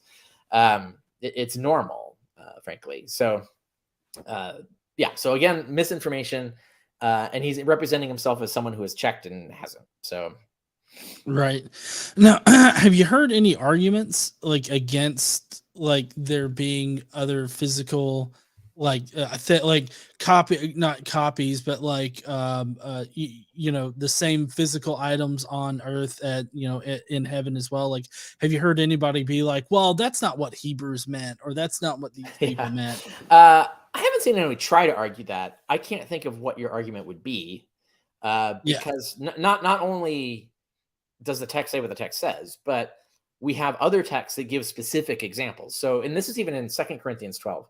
Paul says he goes to the Garden of Eden, as paradise. So he goes to the Garden of Eden in the third heaven. And that is a reference to a book that came out shortly before Paul's time, maybe 1st century BC, early 1st AD, called The Life of Adam and Eve. And in The Life of Adam and Eve, the whole Garden of Eden, soil, plants, trees, fruit, everything is in the third heaven. And when Adam and Eve fall, they literally fall to earth, to the copy of the garden, the imperfect copy of the garden, which is just earth, and live there. And then when they die, angels take their bodies up and bury them in the garden in third heaven. So here we have explicit reference to soil, burials, trees, all of this stuff in the third heaven, which is much more perfect than the air, which is the lowest level of the heavens, right? And since the Ascension of Isaiah specifically says that everything on earth is, the things on earth are replicated in the firmament, and we know this from everywhere else, 2 and 2 together, there's not really any argument to say that that's not what they're talking about. They obviously are talking about the fact that the heavens contain things. And as Isaiah keeps going up, he encounters thrones and other things in the various heavens. So there are objects in the heavens, and those objects we know from the life of Adam and Eve, and even Paul and other sources do include trees, on which one could be crucified. And they even include soil in which one could be buried. So, I mean, there's no evidence against this conclusion, and there's evidence for it. So that's what I would say about it. Okay. Note here, it is anachronistic to refer to outer space and just slap it onto an ancient text. Okay, and the reason is because outer space, our concept of outer space, when you look it up in the dictionary, it is a space that is, we view space now as sort of almost an infinite expansion out into nothingness of galaxies, untold numbers of galaxies, where there's just emptiness and void. Okay, but that isn't at all how the ancients viewed heaven. Okay. First of all, they didn't have no idea how big the heavens were, how big the universe was. Okay, we didn't even know that until 1920. That it's sort of like it's utterly beyond any human conception. Okay, they viewed, as this author very clearly shows, very distinct levels, and there's no outer emptiness, airless, just void. Each level of heaven has occupants, and there's air, and there's stuff in the level of heavens, and there's people running around, and people getting punished, and people singing in choirs, and I mean, it's a highly populated region. Okay, so the ancients would never refer to that as it's like this infinite outer space with nothingness and void, nothing but stardust and comets. That's just, it's so foreign to how they would have thought. And this comment that pause it there. Jesus, yeah, this is the perfect example of this. Proves conclusively he didn't read my book. right? Mhm. Because he's off on a completely wrong tack. The best way to illustrate this is to just read from my book, right? I'm just going to read two Yeah. paragraphs, right? And then mic drop after that. So remember what he just said, the argument he just made. He's confusing space as a location with the properties and contents of space. These are not the same things, but here's from my book. And I put this in the definition section in chapter 4, where I talk about how I'm going to use these terms. What do I mean by these terms? Why am I using them? Here's what I write. I shall mean by outer space everything above the atmosphere as presently known. In ancient understanding, this included A, everything in or under the firmament, also known as the air or sublunar sphere, extending above the highest visible clouds all the way to the orbit of the moon, and B, all the heavens beyond, also then known as the ether or ethereal realm. The notion that any of this region may have been a vacuum did exist at the time, but only as a controversial theory rejected by most religious cosmologists and only embraced typically by atomists and others generally hostile to the supernatural. Most people of the time thought the air extended all the way to the moon, while everything beyond that was filled with a breathable ether, when in fact, as we now know, the real atmosphere extends only a minuscule fraction of that distance. So when they spoke of beings and events in the air, quote unquote, they were often speaking of what we mean by outer space. This is even more obvious when they spoke of beings and events in the spheres of heaven above the moon. Accordingly, if an ancient author was speaking of what we call outer space, I will say outer space. This does not mean I attribute to them a modern knowledge of the extraterrestrial vacuum. It only means they were thinking of realms beyond the terrestrial domains of mountains, clouds, and birds. For it was already common knowledge among the educated of the time that the moon's distance from the Earth was hundreds of thousands of miles. And I say, see element 34. So when they used terms that we often translate as air, they were often not referring to what we mean by the air today, but a far more vast and frightening realm of fantastic possibilities, which many thought was trafficked by gods and filled with strange animals or spirits. See elements 36 through 38. Okay, so that's a direct quote, which clearly he's never read because he has no idea that he said any of this. I go into this more, I actually debunk his argument here more directly in the first, just opening section of Jesus from Outer Space, which is my new colloquial, if you want the short version in colloquial terms without footnotes, that's this. Ascension of Isaiah barely comes up in that, by the way. But in Jesus from Outer Space, I open by explaining it's the modern word heaven that is anachronistic, not outer space. In fact, I'm correcting an anachronism. So he's claiming that I'm the one being anachronistic, that they didn't mean by outer space what we mean today. Actually, we mean pretty much the same thing they did. We just disagree with them on what's in space, right? Mm-hmm. We both agree there is outer space, and that's where heaven is, or at least with regard to outer space. We just disagree on the contents of it, and I completely acknowledge that, and that's completely admitted, and is built into my definition and the use of it. The modern definition of heaven is of an extraplanar state of existence that's not located in our universe. It's some other dimension of existence, right? You can't fly there in a rocket, or as I'll use an example, Lucian imagined a magic boat that could fly. He could fly to the moon in this magic boat. In our conception of heaven, when we say heaven, what people hear, most people hear, they mean another plane of existence, not up there physically, like in the vicinity of Saturn, right? Like that's not what the word heaven nowadays does not mean what the ancients meant. When the ancients meant heaven, they meant up there by Saturn. In fact, there's multiple heavens. There's the heaven that's above the moon, and there's the heaven above Venus, and so on, right? And the top heaven is where the stars are. These are physical places. You could go there in a rocket. Lucian could fly to all the heavens in his magical boat. Like it's not another plane of existence. It's literally just the rest of the universe. And you really can't understand their cosmology if you don't understand this about it. And that's why I use the term outer space, is because using heaven is anachronistic, and it puts the wrong thoughts in people's mind. You're reading the text like a modern, not like an ancient. When you put outer space there, now you're starting to read it the way they thought it was. And the only thing you have to change your mindset of is that they thought different things existed up there than we do. But that's it. Once you've sorted that out, now you've got it. And now you know how they saw the world. And then that explains a lot of things, and you understand things a lot better if you do that. So what he's done here is he's just done this sort of armchair riff on why he thinks the phrase outer space is an anachronism, in which he reveals he has no idea that I've explained all of this and already addressed it, and that he's completely wrong about what I'm doing with this word. And so that's it just confirms everything that we've been talking about. Is misinformation. He's doesn't know what my arguments are, hasn't read my book, doesn't know why I'm using the word outer space or why it's important.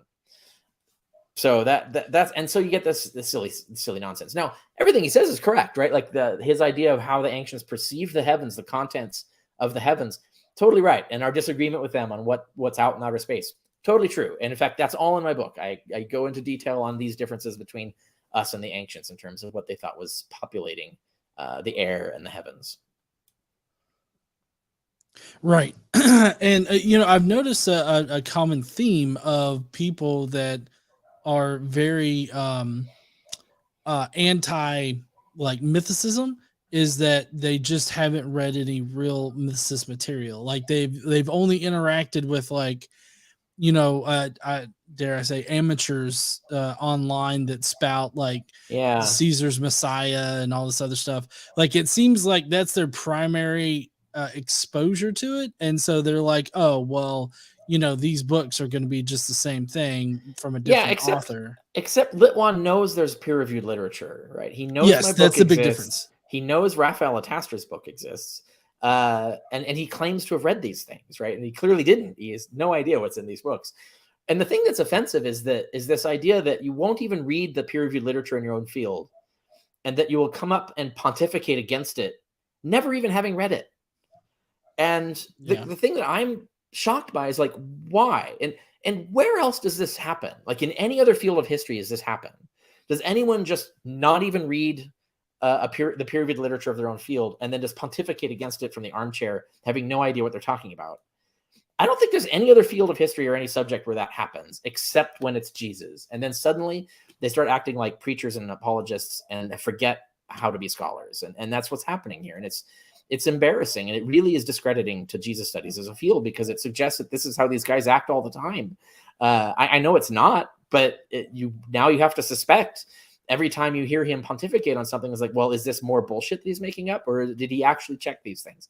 You don't know, because if he's willing to do it here, how many other subjects and topics is he willing to do it on? And that's scary, and that's the problem. That's why PhDs shouldn't do this. You need to protect the brand, protect the value of a PhD by acting like a PhD, right? Acting like a doctor. Mm-hmm. And by not doing it, you're diminishing the value of that, of even claiming to be an authority. Right. I totally agree. Now, we are headed into our last section here on the Ascension of Isaiah. So Dr. Carrier, if you want to, you can tell everybody where they can find you one more time for people that weren't here before or anything like that, since Sure. We're heading into this last little section. Yeah. richardcarrier.info. So just my name, Richard Carrier, all one word, .info. You go there, you'll find everything you want to know. Everything you want to know about me, my Twitter feed, my Facebook feed, my blog, my online courses that I teach if you're interested in that stuff, my books, and everything else. So you can search that for anything you want to know about me and my work. And as somebody who has taken a couple of your classes, although you were hosting them on a different platform when I took them, I mean, I thought they were great. You were very responsive, and I got a lot out of the couple of courses that I took. So if anybody wants to take courses from you, I highly suggest taking courses. Yeah, they're highly affordable. And the reason they're highly affordable is there's no timed events. Like, you don't have to show up for a lecture or anything. There's reading materials, there's challenge questions, and then you go through it unit by unit. But the main thing that you can get out of those is that you have my attention for a whole month on a bulletin board. So you can post all the questions you have and post all the theories you want vetted, anything you want on the subject. And you've got, a PhD, an actual expert who can advise you, evaluate what you're saying, answer your questions, and so on. And so that's probably the biggest value of the course, taking them, but also having the guided reading, having the guided challenge questions that get you engaged with the reading and focusing on what you need to learn in each subject. that's the way to go. And it's much more affordable than your usual online courses, which can be quite expensive, I've noticed. Yeah, they can be. And I've noticed that a lot of coming out of the pandemic, a lot of scholars that normally would scoff at online courses are now starting to provide online courses. Yeah, I think it's being mainstreamed. It's good. This is good. Making education more widely available to people. I'm all for it. So. Yes, definitely. I do want to highlight this comment real quick before we go into the last section. Magis123 says, just came here to make sure I was following GE on Twitch. Y'all can find me on Twitch, twitch.tv, Godless Engineer, if y'all want to see me play games sometimes. So anyways, that was really, really off topic, but that's cool though. Yeah. All right. So we're going to get into this last section here where it's kind of, this is where he kind of finalizes, his argument against, I guess, the Ascension of Isaiah. If that's how one frames it, it's the worst closing statement of any debate I've ever attended. But anyway, he seems to very noticeably want to end it, at that section, and then they move on to different topics. So I think you're right. I think your interpretation is correct. But let's hear it. All right. Comes from outer space. I don't know if it's meant to suggest that Jesus is some kind of alien being. I don't know, but that would be another level of anachronism, because that's not, the ancients never thought of little green men either, or that Jesus was one of them. So anyway, I don't know why he would mention this. Like it seems so bizarre. Yeah. Okay. Like you really need to hit the unpause it so we finish. Let him finish the sentence, because this is key. Okay. It ties it all together. It wraps us all the way back around at the beginning. But yeah, let it go. That, I hope, will lay to rest this very tired misinformation campaign about the Ascension of Isaiah. Stop. To recap. So okay. No, man, it's just been nothing but misinformation from Litwa this whole time. That's the only misinformation campaign there is going on here. Obviously, this has nothing to do with green men or anything like that. Like, he's confusing modern conceptions of extraterrestrials with ancient conceptions. The word extraterrestrial just means not on Earth, right? Like outside of Earth. Angels in the sky and in heaven are extraterrestrials. Like, that's what they are. Now, and this is the interesting thing, is he's actually wrong twice here, because he's wrong about even what I'm talking about. I'm not talking about the modern conception of extraterrestrials. I'm talking about the actual religious conception of extraterrestrials that he himself just talked about. The angels and all of that. People and beings inhabiting these other realms beyond Earth. That's extraterrestrials. So he's wrong on that. But he's also wrong on the other thing, which is a bit of a digression, but I have to do this because ancient science is my dissertation subject, like Columbia University. This is my PhD topic. That's also not an anachronism. There actually were ancients before Christianity, because it was the atomists. The Epicureans were the first to come up with this, and it develops an atomist thought after, who believed in aliens in the same way we do. Meaning they thought that there were people on other planets that appeared there through, random chemical accidents and natural selection, and they weren't created by God or anything like that. They just arose naturally on those planets separately from us, and that these alien peoples live on these other planets that orbit distant suns, and those distant suns are what we call the stars, because they're so far away they look like a star. But if you did perspective, you'd realize, oh, that's a sun. There's planets around it. So this is actually a heliocentric view, which is correct. And it is a modern alien theory. The idea that there's extraterrestrial life that grew up naturally on other planets. And so that belief did exist in the ancient world. Now, it was a belief or a proposal or a hypothesis advanced by the atomists, which I mentioned earlier in quoting my book, were the anti-supernaturalists. So they were basically in a camp that the religious had no truck with. So the religious people did not buy this theory. They didn't believe in natural selection and random arisal of life, biogenesis and stuff like that. They didn't believe that. They believed all the extraterrestrials that exist were created by God, right? So this is a whole cosmos and machine that God built, essentially. So their view is, as Litwa described it, it's this sort of multi-layered heaven where all the inhabitants are created by God or are the progeny thereof. And so that was the religious view, and that's the view that we find in the cosmologies of ancient Christians and stuff. But that other view did exist. It wasn't anachronistic. It would have been anachronistic to assume that Christians would have thought that. No, they thought that aliens were made by God, but that's just a disagreement about how they got there, not whether they are there. Yeah, so I mean, I was really thrown off by this, but particularly because he's like little green men as like stereotypical extraterrestrials. But honestly, I didn't know that ancient peoples had those kinds of ideas. But I mean, I guess I was easy to dismiss it because it's like that's very obviously not what we're talking about here. Yeah, like, no, as exactly. far as right? like outer space and all this other stuff. Yeah. Like he's trying. I feel like a lot of people, including PhD scholars, try to make mythicism look as ridiculous as can be, Yeah. as like an argument against it. It's a straw man. Yeah, it's a classic fallacy. Misrepresent what the position is, make it sound absurd, and then dismiss it rather than addressing the actual theory and the actual evidence. Yes, this is Christian apologetics happening here. I think because Litwa was trained, I guess, as an apologist, he falls into those ruts. But all Christian apologetic methods are invalid. These are not legitimate scholarly methods, but they like to pretend they are, right? So they have their own journals and they have footnotes and make their stuff look fancy like it's actually legitimate scholarship, but they aren't using the methodologies of history or any other legitimate field. They're using what's basically propagandist methodologies of apologetics. And so the use of straw man argument, the use of, misrepresenting what someone's position is, pretending arguments don't exist that in fact you're supposed to address. Like these are all apologetical methodologies that he's applying here.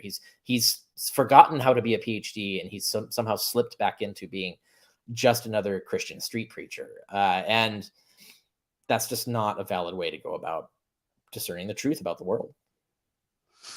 I completely agree with that.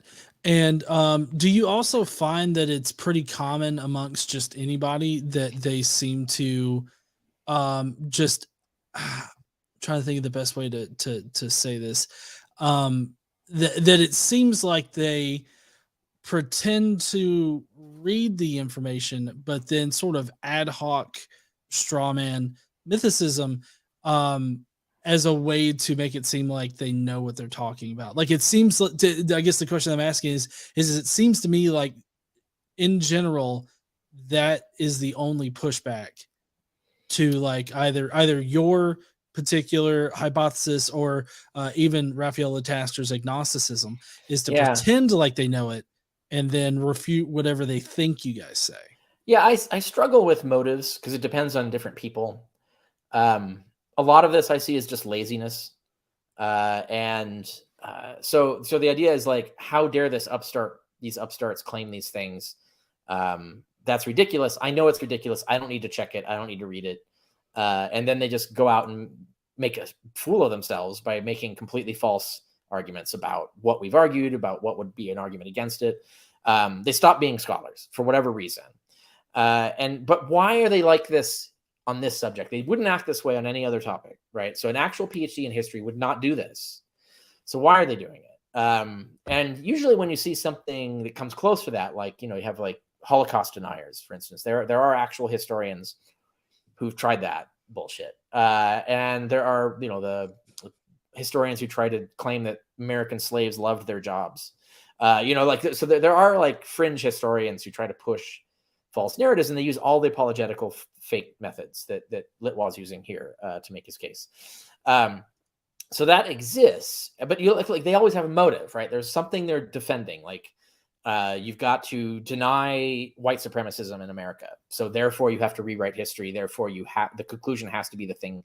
And so what do? You have to ignore evidence against you. You have to misrepresent the evidence against you. There's no other way to argue for the position you want to defend, but you need to defend that position because you have some political reason to defend that position.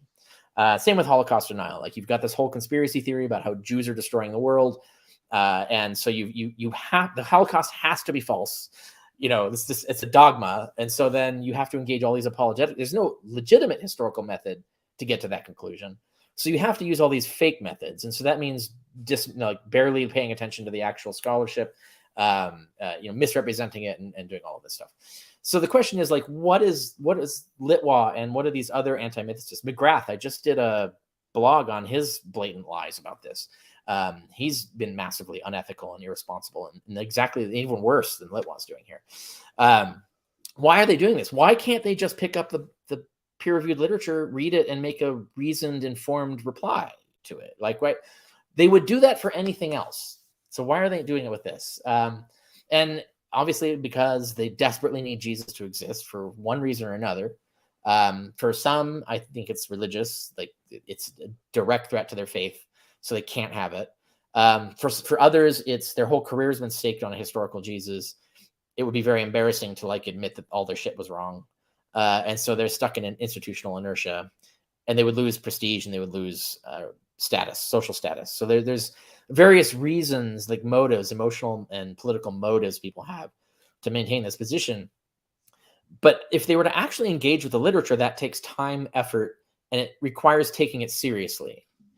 And that is the one thing they don't do. They don't want to waste time on this. They don't want to take it seriously. They don't want to even be exposed to it. They want it to just go away. And so what they do is they engage in these slanders and polemics and bullshit, and they just armchair it irresponsibly. And so they just don't do what they're supposed to responsibly do as a scholar. And because they only do it in this one subject, that really tells you that there's some sort of strong emotional reason why they're fleeing in panic from the literature, won't engage with it, don't want to engage with it. Like, engaging with it would be giving it respect. Like, it would be advertising it.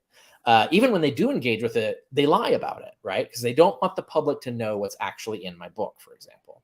I've proven this multiple times on my blog, where they'll just deliberately misrepresent what's in the book. And it's a specific tactic of getting people to think, oh, if that's in the book, then it's garbage and I shouldn't read it. It's an attempt to keep people from finding out what's going on in this stuff. And there's got to be an emotional motive for this. There's no legitimate scholarly motive for it. Well, we do have a few super chats to get to right before we head out here, but I did want to ask your opinion about something, considering that you brought up motive and what this motive could be. And I don't bring this up to denigrate M. David Litwa. I hate the situation that he's kind of found himself in, but M. David Litwa. You should, mention this to the public. This is also true, and I do sympathize with him on this point. Right. So tell that story to the audience. They might not know it. Well, well, I don't know much, but I do know that M. David Litwa apparently had some sort of heretical thing that he wrote or he said somewhere. Heretical as far as the Catholic Church goes, because he was teaching at a Catholic university in Australia. I don't remember exactly what it was, but I do remember that it was not really controversial. It's only controversial to the church. Right. So he was basically hewing towards mainstream scholarship is what he was doing, and being objective, like being a good scholar, which is bad because that doesn't go well for Catholics. But and then the Catholic Church has gotten more hardcore about stamping out heresy. So when scholars pull shit like this, they fire them. They try to destroy their career, and that's what happened with Litwa.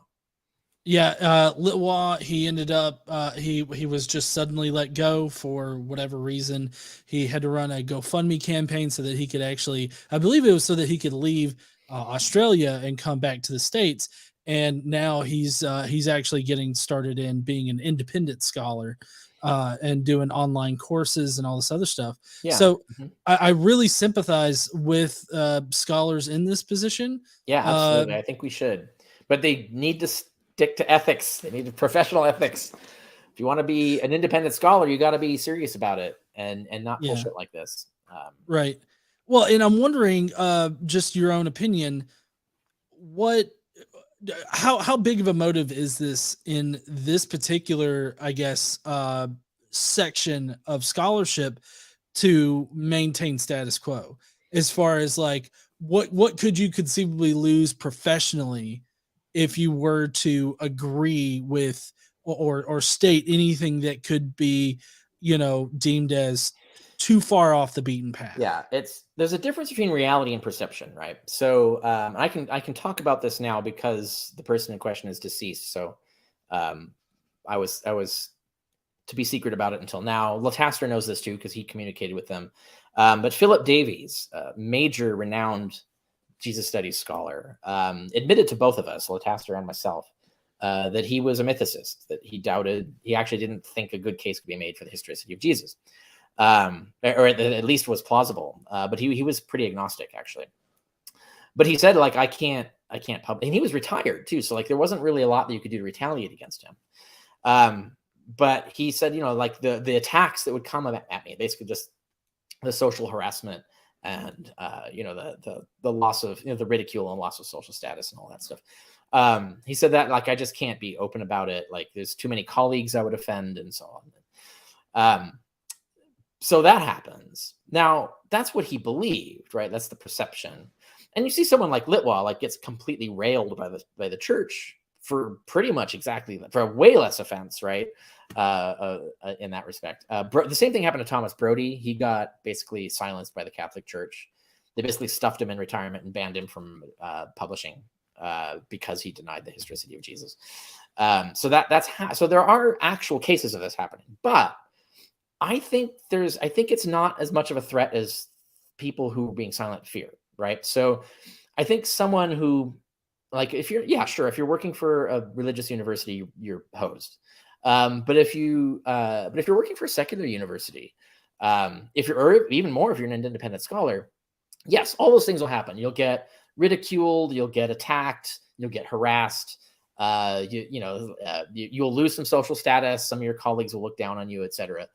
That will happen, but I don't think it's going to be that bad, right? So, and I don't think you'll get fired, right? I don't think there's any scholar in a secular university who would get fired over taking this position. There are professors taking way more horrible positions on things that aren't getting fired. So I know the reality is they won't get fired unless they're working for a religious institution, as in the case of Litwa. But I think there's a perception, right? There's a perception that it's going to be worse than it really will be. And there will be some bad stuff. I just don't think it'll be as bad as they fear, the people who are keeping quiet about it. But also there's another reason that I suspect is the case, is that if you're going to stake yourself on a position like this, let's say you just come out and say, well, I don't know, I think it's plausible. And that's Gerd Ludemann said this, right? He said, yeah, I think like Arthur Drews and these other scholars, I think they should have been taken more seriously. I don't agree with it, but I think it's at least respectable and deserves more attention, right? Now, he said that in an obscure location, nobody noticed, and so no one made an issue. But Ludemann also got fired and stuff for other things, for a way less offense of offending religious authorities. So he has a reputation. People know the Ludemann case, right? You can Google that. It's a big deal. But he's way past that now. So like he can just say whatever the hell he wants. But no one really made an issue out of that. But because it was a throwaway comment in an obscure location, no one noticed that he said that. He didn't go on the internet on an interview and say, yeah. Because then people are like, whoa, and might start trashing Ludemann's name and stuff like that. But I think the thing is that if you're going to do that, because you're going to get pushback even by your own colleagues and your peers, if you're a scholar, then you feel like a responsibility that you better know what you're talking about, right? And that requires work, right? You have to spend time, right? You have to actually read the book. You have to, if there's things in it you're surprised by or aren't sure of, you have to fact check them to see if they hold up. So you have to, so that you can defend it. So when people come at you and say like, how dare you defend Richard Carrier's thesis? And you go, well, here's why. And it's like, give me your best argument. And then they would be able to argue my case because they know it, because they did the work. But doing the work takes time, and scholars are busy, right? So they figure why pick this battle? So a lot of them I think are being quiet simply because it's just too annoying to even get into the debate, right? It's better to just avoid the debate altogether and work on their own thing, right? So I think there's some of that going on. There's a similar parallel case when I was doing interviews of women in philosophy, and I have several blog articles that are the results of those interviews. But there were a few women that at the time, this is a while ago though, so it's like 20 years ago, something like, where they wouldn't do the interview because they didn't want to be, even though they were atheists, and they weren't like space per se secretive about it. They weren't in anyone's face about it, right? So they didn't argue for atheism. They weren't a publicly known atheist. And they told me like, look, you know, I take too much shit as a woman in philosophy.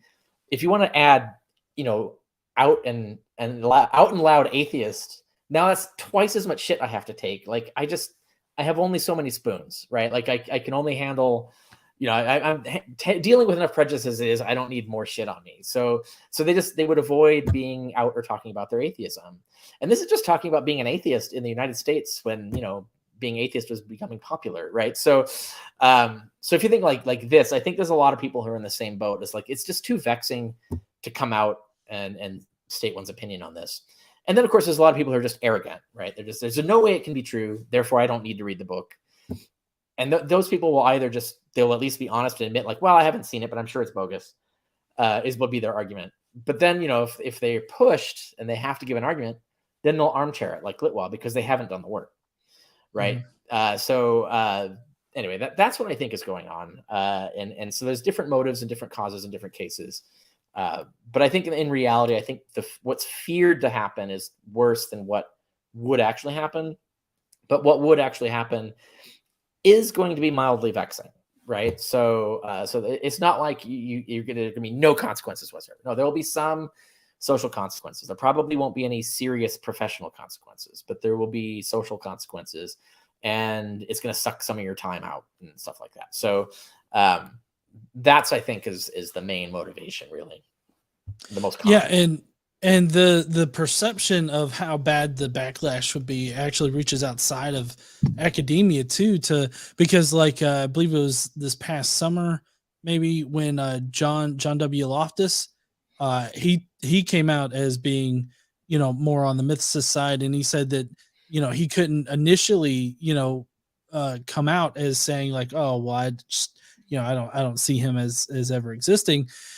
He said that he couldn't do that because, you know, of the perceived pushback, like he wouldn't be taken seriously because he classifies himself as a debunker. Yeah, you know, that's another good point. That is also a consequence that scholars will fear, is that if you stake your position that your peers think is absurd, now all your other work is going to be dismissed as now you're a ridiculous scholar who's not serious and not reliable, right? So they feel that like their other work will not be taken seriously if they admit to this one thing. But of course, that's based on a perception of their peers. It's not based on an objective assessment of the reality.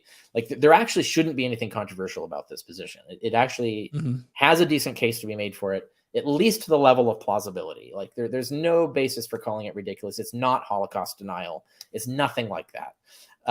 But to use that example, if you were to come out as a Holocaust denier, now all your other work is going to get discredited. It's going to get dismissed. It's not going to be taken seriously. People will stop talking about it, etc. So all your work, like the thing that you actually want to accomplish, is going to take a hit, right? And that's what Loftus was worried about, was that like he's doing all this work trying to convince people to leave the fold of Christianity. If he becomes known as a mythicist, well, now he's going to have less impact because Christians will take him less seriously as an arguer. And that was his fear. I think the reason he's overcome that fear is he's come to the realization that well, we've gotten to the point now where that consequence is weaker than it would have been like 20 years ago. But that consequence is still real. I just don't think it will be as huge as people fear. And I think that's kind of what Loftus realized as well.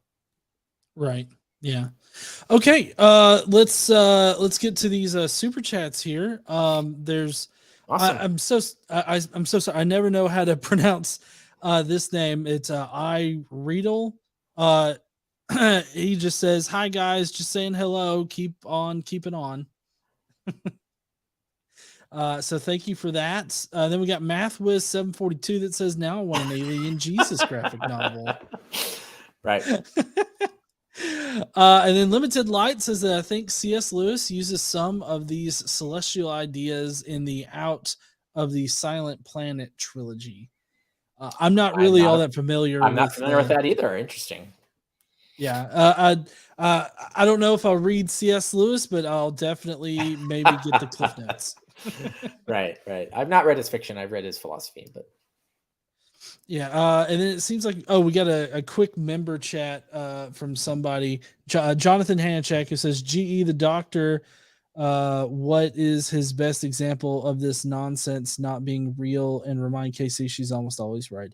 So I think that maybe what he's talking about is the best example of like the like the best evidence against the ascension of Isaiah, maybe as being like it being ridiculous to suggest that it portrays Jesus, descending from the heavens the and best, everything. like if Litwa had done his work, like what would his best argument have been then?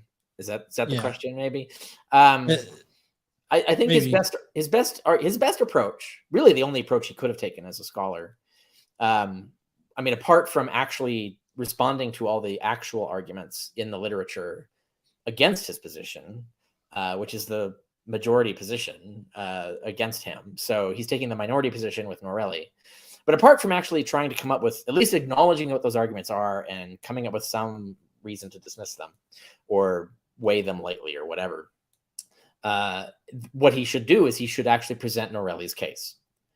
Right? He should say, well, here's what Norelli argued, and this is what Norelli says as to the reason why the pocket gospel was original to the Ascension of Isaiah.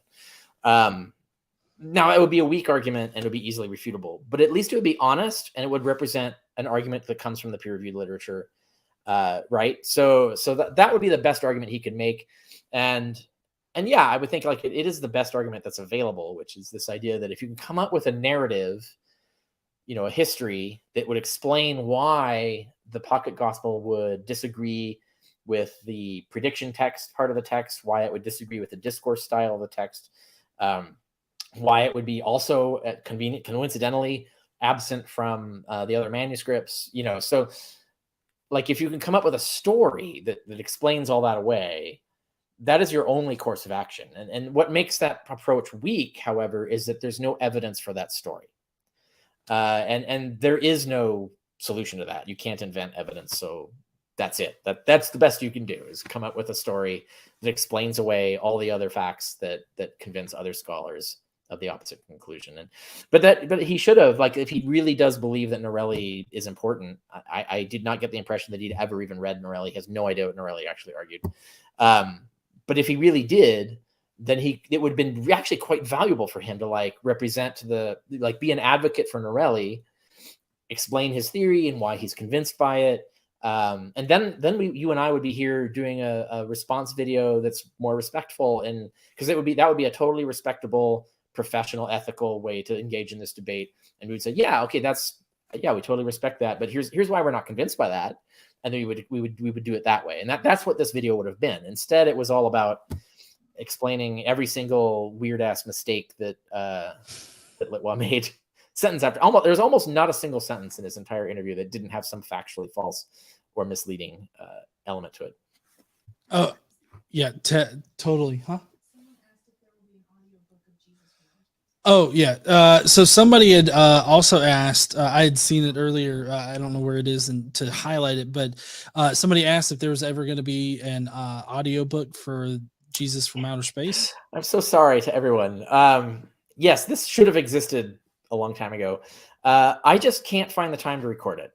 That's the problem. And every time I schedule time to do it, some freaking thing happens and then my schedule gets hosed and I can't do it. Like right now, I'm buried under a bunch of contracts, including like script supervising and stuff like that. I can't talk about the project, but anyway, I got a bunch of these projects. I got to make money, so I got to make a living. So I just can't find the time to do it. And there was another time I had a time, and then I got sick. I got COVID. Couldn't record. So anyway, things keep happening. And so I haven't been able to do it. So it's just a question of my finding the time. And it's such a short book, it shouldn't take too much time too. It really frustrates me that I can't find the time to do it. But that's all it takes. It just requires me to figure out when I can do it. My hope is by the end of next year, but there are people who know that I said that about this year. So I really do want to get it out though. I want all my books to be on audiobook read by me. So I'm motivated. It's just, it keeps dropping below higher paying projects, I guess. or illnesses, or the death of my mother, or like there's been a lot. Yeah, there's a lot of things have happened. So anyway, Yeah, so that's been the thing. I honestly can sympathize with all that, because I've been pretty bogged down too. I haven't really had too much of a chance to work on Crestus, which is a good segue into the sponsor for this video today, which is Crestus. If you guys want to check out Crestus, definitely do that. I'm about to.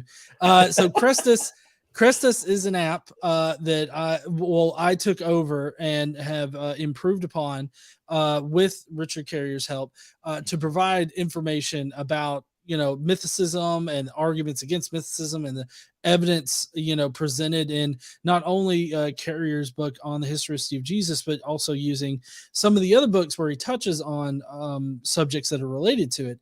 So if you want like a quick and dirty sort of introduction to it, Crestus is a good app to get. It's right there at your fingertips, and it's easily navigatable, whatever. And you can if you really want to dive deep into this particular topic, really know all the nuances surrounding it, you really need to get on the Historicity of Jesus by Carrier, or Jesus from Outer Space, or both, rather. And did you say that at the moment it's not available on Apple due to a technical issue? Is that right? Oh, well, iOS, no, there's different versions. I think on app it should be available on Apple. I hope that I haven't slipped on that. Okay, no, I've got it right now. I had to download it. I mean, I had it, but my phone is so full that it keeps dumping. Here's the yes, there you go. The front of the app, but and it gives you can start with a main menu where you do things like this. You can see there's lots of options there, and you can basically it's got this tree of stuff that you can dig around in. And it does the Bayesian calculator work, or is that on Android? I haven't been able to. I need to integrate the new Bayesian calculator, but I've been working on that. And but on Apple, the Bayesian calculator still works. Yeah, so that basically it's if you want, and you can use it for anything. That's the other useful thing for this app is it's designed for the Jesus stuff, but you can input anything in it you want. But you can do a Bayesian analysis using the odds form of Bayes' theorem, and it does all the math for you. So basically, you just have to answer questions about, well, how likely do you think this is, and how likely do you think this is, and so on. And then it'll tell you, well, if you think those things, then you have to think this thing, and that's what Bayesian logic does for you. So it actually has a calculator for you that's configurable with variables that you can input and all of that. So that I think is alone worth the app. So anyway. Yeah, definitely go down below. I've got a link in the description, and it's just crest.us, which I can't tell you how many spam calls the .us has gotten me, but you can't hide your, like, you got to put in like an address and like a phone number and everything like that for it. So luckily I've got a PO box that I could put But we do have one last super chat real quick before we go. Sonic Shroom asks, do you reckon all the angels in the sky stuff may have started because of the eye floaters that they saw when they looked in the sky? I'm not sure about that, but I mean, it's a theory. I can understand how that could. I mean, that's a good example of coming up with a narrative, right? Like that is a plausible narrative. Is there any evidence for it? No, I don't know. I mean, maybe, I don't know, but there's all kinds of weird stuff that can happen in the sky, though, so they could give people the impression. But I think so. You gotta understand, angels are actually gods. So how to explain this? Judaism is not really monotheistic; it's monolatrist. This is a very important distinction. But everybody says monotheism, but really it's monolatrist, which means that they only worship one God. But they acknowledge tons of other gods, and so do Christians.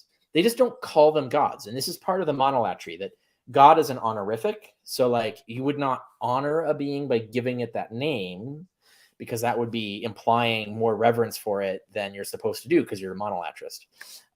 But what things are, you cannot change by changing what you call them, right? So angels are still gods, and they're exactly like the pagan gods. They have spheres of influence. There's a god of god of agriculture. There's an angel of agriculture, right? Like there's whatever it is, right? So they're they have the same powers. They're immortal. You know, there's no difference between angels and pagan gods. We use the same words for them, daimon, which is divinity, right? And that only became a pejorative later in the development of Jewish monolatry. But so calling them angels is just a sort of respectful way of keeping your distance from implying that you're worshiping them, right? But they're really just gods. And so what you're really talking about is polytheism. Angels aren't a special thing.